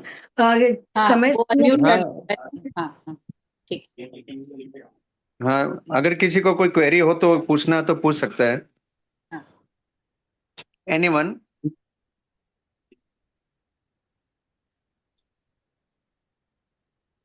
Bindiya related to जी। एग्जाम है या और कोई भी बात है? जय जिनेन्द्र की। हाँ, बिंदिया जी अंजू आप। जी। जय जिनेन्द्र। जय दिन भाई साहब। जय जिनेन्द्र की। जय जिनेन्द्र की मेरी आवाज आ रही है? हाँ भाई साहब, आ हाँ, रही है आपको। आ रही है भाई, चलो चलो। क्लियर है, क्लियर। हाँ, जय जिनेन्द्र की, जय जिनेन्द्र की। अपना जो अभी स्नातक में जो अपना प्रतिक्रमण अतिचार है, वो पुराने वाले अगर हम याद किया हुआ है, नए वाले थोड़ा नहीं पता, तो कैसे? नहीं, नए के अंदर तो देखिए नया आएगा। अच्छा, तो नया ही हमको आएगा। पूरा नया ही याद करना है अभी फिर से। हाँ, ऑफ कोर्स नया ही याद करना है। जी। और एक मेरा रिक्वेस्ट था, जैसे हम लोग को ज्ञानशाला में बच्चे लोग गेम्स बहुत बोलते हैं, गेम खिलाओ, तो थोड़ा सा आइडिया चाहिए, ज्ञान मित्र में गेम्स कुछ भेजा जाए तो मैं बच्चों को करवा सकूं अच्छे से। ऐसे भी गेम का टाइम कितना रहता है? आप ये तो देखो पहले, हमारी 2 घंटे की जो क्लास रहती है जी। उसके अंदर अगर हम इसीलिए क्या है नहीं, कि हर ई ज्ञानशाला मतलब क्या कि चल रही है। हर हफ्ते ई नहीं ज्ञानशाला के करवाएंगे। माध्यम से हम मतलब, हाँ, हम उसको दे रहे हैं। हाँ, हर हफ्ते नहीं कराएंगे अंकल, जैसे बीच बीच में उन लोगों को चाहिए रहता है, खाली स्वाध्याय और ये सब में थोड़ा बोर हो जाते हैं, स्टोरी वगैरह जैसे आती है, तो नई नई स्टोरियां भी भेज सकते हैं ज्ञान मित्र में, छोटी छोटी बच्चों को जैसे बता सकते हैं। ठीक है, चलिए मैं नोट आउट कर लेता हूँ। जी जी, ये दो चीज अपन कर सकते हैं। हमारा छोटा ज्ञानशाला है उड़ीसा में, तो टाइम चाहिए, टाइम रहता है, ये दो चीज उनको इंटरेस्ट है। अच्छा, उड़ीसा से बोल रहे हैं क्या आप? यहाँ? जी जी जी, नवरंगपुर से बोल रही हूँ। और हाँ, मैं नवरंगपुर प्रशिक्षिका। नवरंगपुर। जी, प्रशिक्षिका में मैं एक ही हूँ यहाँ। हमारे 15 ही बच्चे हैं अभी तक, और प्रशिक्षिका में एक ही हूँ, तो पूरा पढ़ाई पढ़ाई में जितने भी बोर हो जाते हैं प्रशिक्षण, तो। जितने भी प्रशिक्षण, हाँ ठीक है, मैं नोट आउट कर लिया है कि भाई आपको गेम्स के बारे में आपको जानकारी चाहिए, आपको ठीक है। जी हम जी जी चेष्टा करते हैं। जी, वही धार्मिक का हो तो मैं आइडिया दो चार लगा नहीं पाती हूँ, क्या करवाऊँ कैसे। ओके, ठीक है। जी जी। और पढ़ाई तो बहुत अच्छा करवा रहे हैं, मैं आभार हूँ, कृतज्ञोस्मि। धन्यवाद। आज ये लास्ट ये सेशन है, और मैं जितने भी हमारे जो ट्रेनर हैं जिन्होंने क्लास की है, मैं सबके प्रति आभार ज्ञापित करता हूँ। इस साथ के अंदर हमारे हॉस्ट जैसे उनसे मुलाकात नहीं हुई है, लेकिन फिर भी मैं कहता हूं कि एक बार के अंदर उन्होंने जो उस तरह से स्वीकृति दी है, ग्रुप बनाना का है तो क्या, ये है तो क्या है, होस्ट बनने के लिए उन्होंने जो तत्परता दिखाई है, मैं उन सबके प्रति खूब खूब आभार ज्ञापित करता हूँ। प्रकोष्ठ समिति के सदस्य सोन जी चोपड़ा, रत्ना जी है, इन्होंने विषय को करके टाइमिंग कर एकदम मतलब क्या कि पूरा टीम वर्क से काम ये हो रहा है। तो मैं सबके प्रति खूब खूब आभार ज्ञापित करता हूँ। और ये क्लासें मतलब बहुत अच्छे ढंग से चली है, इस बार ये क्लासें बहुत अच्छे ढंग से चली है। पिछली बार लास्ट ईयर ये क्लासें नहीं चली थी, इस बार ये क्लासें मतलब बहुत व्यवस्थित चली है। रेस्पॉन्स भी बढ़िया आया है। कई क्लासों का रिपीट मतलब क्या है कि हमारे पास में आया है कि भी रिपीट भी करने के लिए आया है। इसीलिए हमने प्रतिक्रमण के लिए भी क्लास अलग करी थी। जीव अजीव के लिए भी मतलब क्या है कि मतलब क्वेरी आई है कि भी क्लास थोड़ी कमती पड़ती है। मैं सभी जितने भी पार्टिसिपेंट है सबके लिए प्रति आभार ज्ञापित करता हूँ। और कोई मैं भी किसी के कोई जिज्ञासा हो तो कृपया वो पूछ सकते हैं। मैं भी आभार ज्ञापित करती हूँ अंकल जी, आप लोगों ने मुझे ये मौका दिया संघ की सेवा करने का और मुझे चुना, मुझे भी नहीं नहीं बहुत नहीं लाभ मैम, मिला इतने सारे आप लोगों ट्रेनर्स का के। सहकार, हाँ, नहीं, आप लोगों का सहकार बहुत मतलब क्या है कि सहकार बना, इतने ग्रुप को जोड़ना, इतना काम करना। और ये क्या 30 दिन तक का काम था, 2 दिन 3 दिन का होता है ना, वो तो क्या है कि चलो भी 3 दिन का काम है कर लिया, लेकिन अप टू 30 डेज मतलब इसको मतलब क्या है कि कंटिन्यू रखना, ये एक बड़ा जॉब था और ये बड़ा मेहनत मेहनत का कार्य था। आप लोगों ने है तो मतलब कुलदीप कि नीतू जी ने है, इधर परमिला जी ने है, श्वेता जी ने है, सब ने मतलब बहुत ही मतलब क्या है कि समर्पण भाव से, समर्पित भाव से इसे स्वीकार करके ये प्रकोष्ठ के इस कार्य को बहुत ही इजी कर दिया है। सब गुरुदेव की कृपा है अंकल जी। हम्म। एक दो क्वेश्चन है अंकल जी, आप बोले तो मैं ले लूं।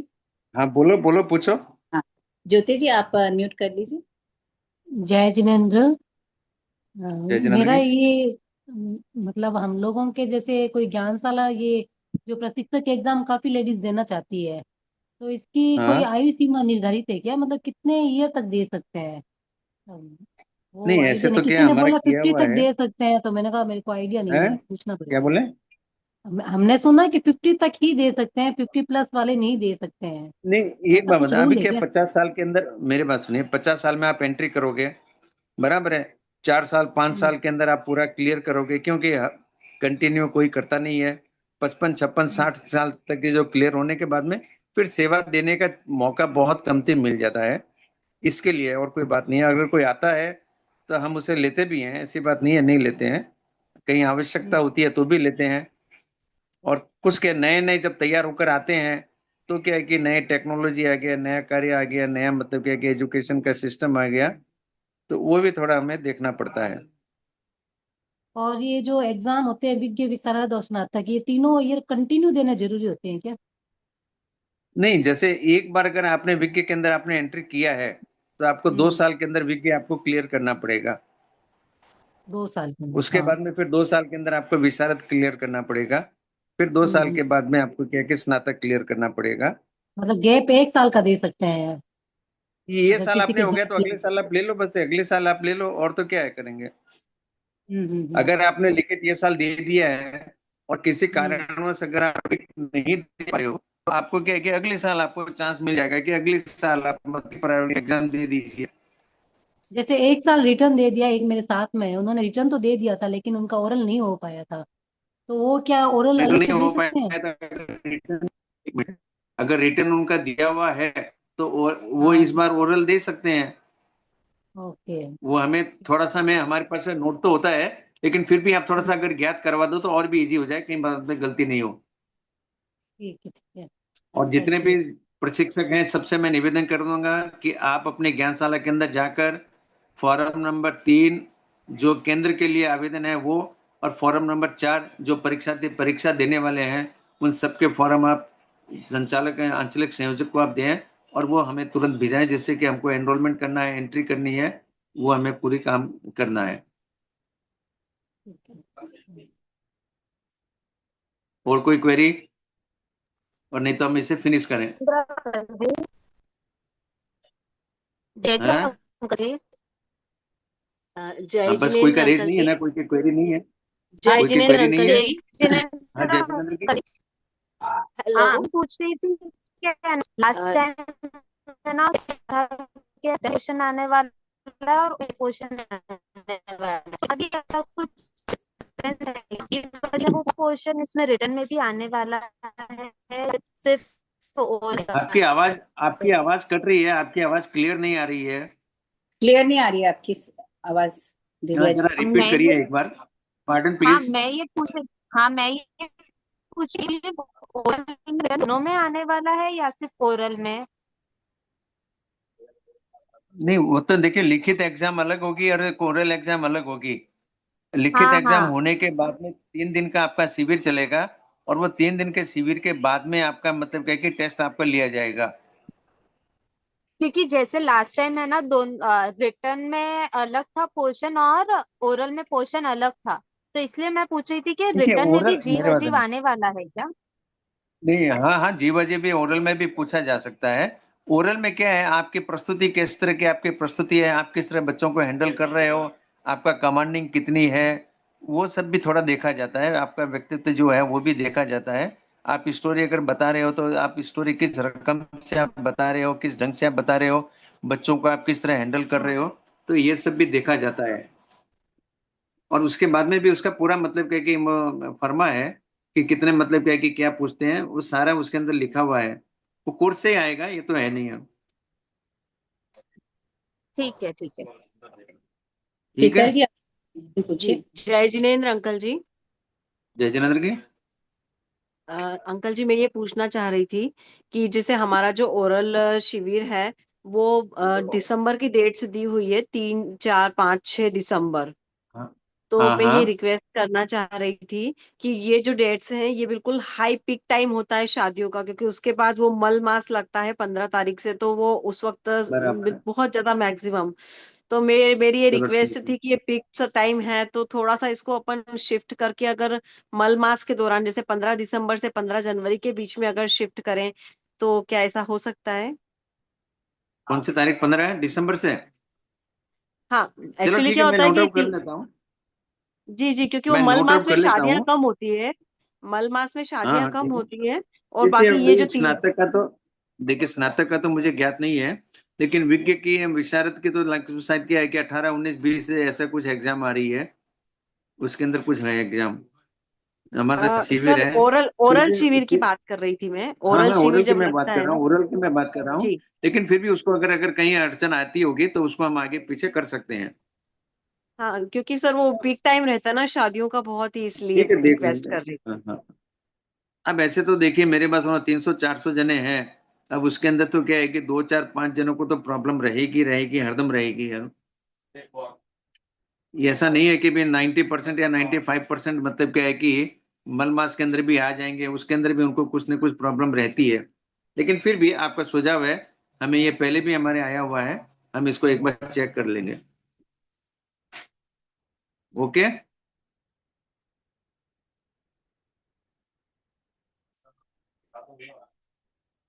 बस, और कोई क्वेरी? हाँ अंकल जी, प्रियंका जी क्वेश्चन पूछिए अपना। हाँ बोलिए। जय जिनेन्द्र अंकल जी। जय जिनेन्द्र की। अ, मेरा एक्चुअली प्रश्न था कि ये मेरा विज्ञ और विशारद पुराना कोर्स से किया हुआ है, तो अभी क्या मैं नया हाँ, कोर्स ज्वाइन कर सकती हूँ? नहीं नहीं नहीं नहीं, आप पुराना के अंदर ही आपको जाना पड़ेगा, क्योंकि पूरा कोर्स अलग है, पूरा मतलब कि अलग है, इसलिए आपको स्नातक पुराने में ही जाना पड़ेगा। और ये चीज तो फिर हम शिविर होगा तो हमारा क्या पुराने के हिसाब से शिविर वैसे ही होगा? ऑफ कोर्स, ऑफ कोर्स पुराने के हिसाब से होगा। ये पुराना कोर्स है तो सब पुराने के ओके हिसाब सर। से चलेगा ना। पूजा जी आप अपना क्वेश्चन पूछिए। जय जिनेन्द्र जी। हम्म। जय जिनेन्द्र। जय जिनेन्द्र की। भैया ये मेरे को पूछना था कि ये अभी मैम ने भी बताया था कि है ना बच्चों को ये आप अपने लगाइए उनको त्याग के आते हैं ना कई जगह पे आज का त्याग ये है। तो ये हमें कौन से ग्रुप से जुड़ना चाहिए जो हम भी डाल सकें बच्चों को? तो कौन से क्लास है, मैं इसमें साहब उस टाइम बताया होगा तो मैं उस टाइम में नहीं था। तो कौन से मतलब जैसे ई ज्ञानशाला के तो जो भी आते हैं वर्क करने के लिए वर्कशीट आती है, वो तो पूरे ग्रुप के अंदर जाती है। नहीं, ये इसके डेली अलावा कौन आते सी ना, आप बोल रहे का हो? त्याग आ रहा है, कई लेडीज लगा रही हैं उसको डेली का, आज का त्याग ये, आज का त्याग ये, जैसे। सुरेंद्र जी भाई साहब, जय जिनेन्द्र। ये जो हाँ, जय प्रकोष्ठ के जगन्नाथ जी। द्वारा त्याग आ रहे हैं ना, ये इनकी बात कर रहे हैं हाँ जी, जो अच्छा, एवरी वो त्याग आ डे रहा आ है रहे ना, तो वो तो आप। त्याग आ रहा है। हाँ जी, हाँ। हाँ, हाँ, त्याग की बात कर रहे हैं, वो तो आंचलिक तो संयोजक वो के तो मेरे थ्रू पास, सब वो तो जगह मेरे पास, पहुंच रहे वो तो हैं। पूरा पूरा एक साथ में जा रहा है ना ये तो। इनके पास नहीं पहुंच रहे होंगे ना भाई साहब, इसलिए पूछ रहे हैं ये। हाँ, हाँ, तो ठीक मेरे है। पास। आप कहाँ से रहे हो आप? जी, हनुमानगढ़ राजस्थान से। हनुमानगढ़ राजस्थान से। तो आप एक काम करना, आपके आंचलिक संयोजक कांता जी चंडालिया से है, आप उनसे बात करना। बराबर है। वो मतलब क्या कि आपको जोड़ देंगे ये। ठीक, ठीक ठीक है। है। हाँ हाँ।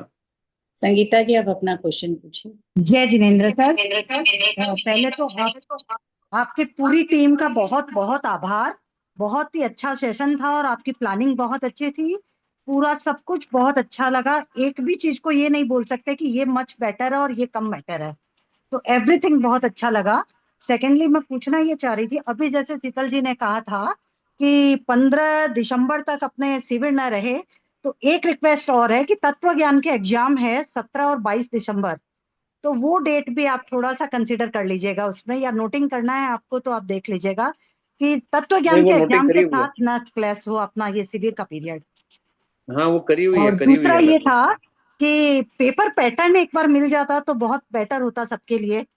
कितने मार्क्स मेरे का पास क्या नहीं, भी चीज क्या आने होता वाला है, है एग्जाम में, मेरे और पास नहीं उसमें है। मार्क्स एक बात डिस्ट्रीब्यूशन किस बताएं, हिसाब से रहेगा, आपका शुभ तो नाम, आप कहाँ से बोल बहुत रहे हेल्प हैं? हो जाएगा आपको। आप कहाँ से बोल रहे हैं?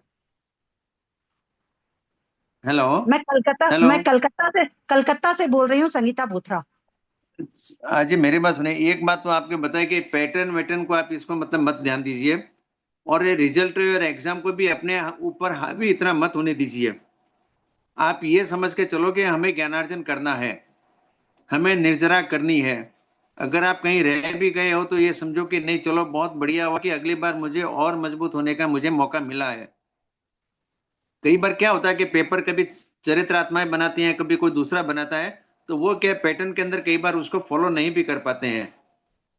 और जितना फिर हम क्या बार बार फिर क्या है कि वो दूसरी जगह होते हैं, वहां पर पेपर भेजना, वहां से पेपर मंगाना, फिर क्वेरी करना, ये क्या है कि फिर पारदर्शिकता नहीं रहती है उसके अंदर। लेकिन लगभग सब कोर्स से ही आता है, और पैटर्न ऐसे बनाया हुआ भी है। अगर मैं देखूंगा, अगर अगर होगा, अगर और मतलब क्या है कि हमारी जो टीम अगर परमिट करेगी, तो उसको हम ब्रॉडकास्ट भी कर देंगे। थैंक यू, बहुत बहुत आभार आपका सर। लेकिन इसमें बहुत क्या बहुत थोड़ी आभार। सी तकलीफ आ जाती है, और कोई बात नहीं है। क्योंकि अभी हमने कह दिया कि भाई जीवन अणुवत से हम 2 5 नंबर का पूछेंगे। अब क्या हो सकता है कि मतलब 5 नंबर का है, उसके का 4 नंबर पूछ लिया है, और परीक्षा ध्यान के अंदर 1 नंबर हमने ज्यादा पूछ लिया है, तो वो बोलोगे आप तो। क्योंकि 400 जने का दिमाग चल रहा है, 400 जने बोलेंगे कि सर आपने तो 5 नंबर बोला था, इसके अंदर 6 नंबर पूछ लिया, या 7 नंबर का पूछ लिया आपने। तो इसके लिए क्या है कि थोड़ा सा वो मतलब क्या पैटर्न हम देते नहीं है, और जितना ज्यादा पैटर्न देते हैं, जितना ज्यादा हम खुलासा करते हैं, उतना ज्यादा हम बन जाते हैं। ओके तो सर, अंजू जी ओके बराबर है ना? एकदम। Okay okay. खुशबू जी, आप अपना क्वेश्चन पूछिए अनम्यूट करके। जय जिनेन्द्र अंकल जी। जय जिनेन्द्र जी। अंकल जी, आपने गूगल फॉर्म जो भरा है वही सफिशिएंट है एग्जामिनेशन के लिए, या अपने को वापस से भरना पड़ेगा? नहीं नहीं, फिजिकल फॉर्म आपको भरना पड़ेगा, वापस फिजिकल फॉर्म भरना पड़ेगा। हाँ फिजिकल फॉर्म भर के जमा करना है? हाँ हाँ, फिजिकल फॉर्म वो भरकर तो आप एक मतलब क्या कि मतलब, हाँ, फिजिकल फॉर्म भेज भरकर देना। आप भेज दीजिए। हाँ हाँ। ठीक है अंकल जी। गीतल जी, आप अपना क्वेश्चन। उसको बोलो आप करके बात अंकल जी, करें। मेरा हाँ सवाल हाँ, ये था। Physical physical. अ, हाँ बोलिए। जी, अंकल जी, मैं ये बोल रही थी कि जैसे अभी हम लोगों ने इतनी पढ़ाई करेंगे रिटर्न के लिए, एक शिविर अभी हम हाँ 10 दिन के एक शिविर अटेंड कर चुके हैं, ओरल भी। तो जब हम अगर ये पढ़ाई नहीं नहीं, रिटर्न की दे मेरे रहे पास हैं ओरल, एग्जाम। मेरे पास सुनिए शीतल जी, ओरल के लिए आपको 3 दिन का ही शिविर होता है। नहीं नहीं, मेरे कहने का दस मतलब दिन जैसे अभी हमने ये समझा ही सही, अभी 10 दिन का ये जो लगा अभी जो चल रहा था हाँ ये, और हाँ हम रिटर्न हाँ अभी अक्टूबर में दे रहे हैं। तो क्या हम ऐसी हाँ। व्यवस्था नहीं हो सकती है कि अपन रिटर्न एग्जाम के 8 10 दिन के अंदर ही हमारी ओरल एग्जाम भी हो जाए, ताकि हम अगर दूसरा कुछ करना चाहें जैसे तत्व ज्ञान, तो फिर हमारा फोकस सिर्फ तत्व ज्ञान पर ही रहे, ऐसा। दीदी तो मेरी अगर बात ये सुनिए, एग्जाम भी उसके शीतल जी। रिटर्न के साथ ही निपट जाए तो। नहीं नहीं नहीं नहीं दीदी जी, इसमें क्या है, आप ये समझिए कि एक बार एग्जाम हो गया, मतलब लिखित एग्जाम होने के बाद में पेपर हमारे पास में आएंगे, कितने जने उसके अंदर एग्जाम में दे रहे हैं कितने नहीं दे रहे हैं वो कोई नक्की नहीं है। जितने जिन्होंने फॉर्म भरा है वो सारे के सारे लिखित एग्जाम में बैठ रहे हैं वो नक्की नहीं है। ये शिविर जो 10 दिन का शिविर है, इसके 10 दिन का शिविर, अभी मान लीजिए कि अगर 100 जनों ने अगर मतलब क्या है कि फॉर्म भरा है या हमने उनको जोड़ा है, तो लेकिन क्या है कि अभी फॉर्म आ जाएंगे, 125 फॉर्म आ जाएंगे। कई ऐसे भी हैं कि जो कह रहे हैं कि हमने मतलब शिविर अटेंड नहीं किया 10 दिन का, लेकिन हम एग्जाम देना चाहते हैं इसके लिए। अच्छा, फिर क्या, वो जब हमारे पास में हमारी पूरी देखिए प्रोसेस आप समझिए, फिर हमारे पास में हफ्ते 10 दिन 15 दिन के अंदर सारे पेपर आते हैं। फिर हमको एक लिस्ट बनाते हैं कि भाई ये कलकत्ता से इतने जने एग्जाम दे रहे हैं, दिल्ली से इतने दे रहे हैं, विज्ञ में इतने हैं, स्नातक में इतने हैं, विशारद में इतने हैं। वो पूरी लिस्ट बनने के बाद में फिर उसका बाइफिफिकेशन होता है। बाइफिफिकेशन होने के बाद में फिर उनका 3 दिन का उनका मतलब शिविर होता है। 3 दिन का शिविर होने के बाद में फिर उनका मतलब क्या कि एग्जाम होती है। तो 3 दिन के शिविर के लिए भी हमें थोड़ा टाइम चाहिए। एग्जाम लेने वाले को भी हमके 4-5 दिन का हमें समय देना पड़ता है, हफ्ता भर का समय देना पड़ता है। तो वो मतलब क्या है कि जितने भी हमारे एग्जाम लेने वाले हैं वो उसमें लग जाते हैं। वो पूरा एक कंप्लीट हो गया, विज्ञ का पूरा कंप्लीट होगा, फिर विशारद में जाएंगे, फिर विशारद के पूरा कंप्लीट होगा, फिर स्नातक में जाएंगे। इसलिए क्या है कि रिटर्न के एग्जाम के विद इन 7 डेज और 10 डेज के अंदर हम ये नहीं कर सकते। जी सर, ठीक है सर, थैंक यू। मुक्ता जी, आप अपना पहले तो हमारे एग्जाम, मेरी बात सुनिए, ये अगले साल के अंदर होते थे, मतलब के शिविर होते थे जनवरी फरवरी के अंदर होता था। अभी हमने क्या है कि ये कर ये मतलब क्या है कि तुरंत अभी हमने कर लिया है, दिसंबर से पहले पहले हम इसको शिविर को कंप्लीट कर देंगे। मुक्ता जी, जय झूलेलाल। क्योंकि हाँ, जय झूलेलाल। दिसंबर के अंदर फिर क्या होता है कि हमें दिसंबर के अंदर हमें क्या है, ज्ञानार्थी एग्जाम की भी हमें तैयारी करनी पड़ती है। उसके सारे मतलब क्या है कि पेपर सेट करना, पेपर तैयार करना, डिस्पैचिंग करना, ये करना, तो वो काम भी हमारे प्रकोष्ठ के पास में रहता है। जय जय जिनेंद्र अंकल जी।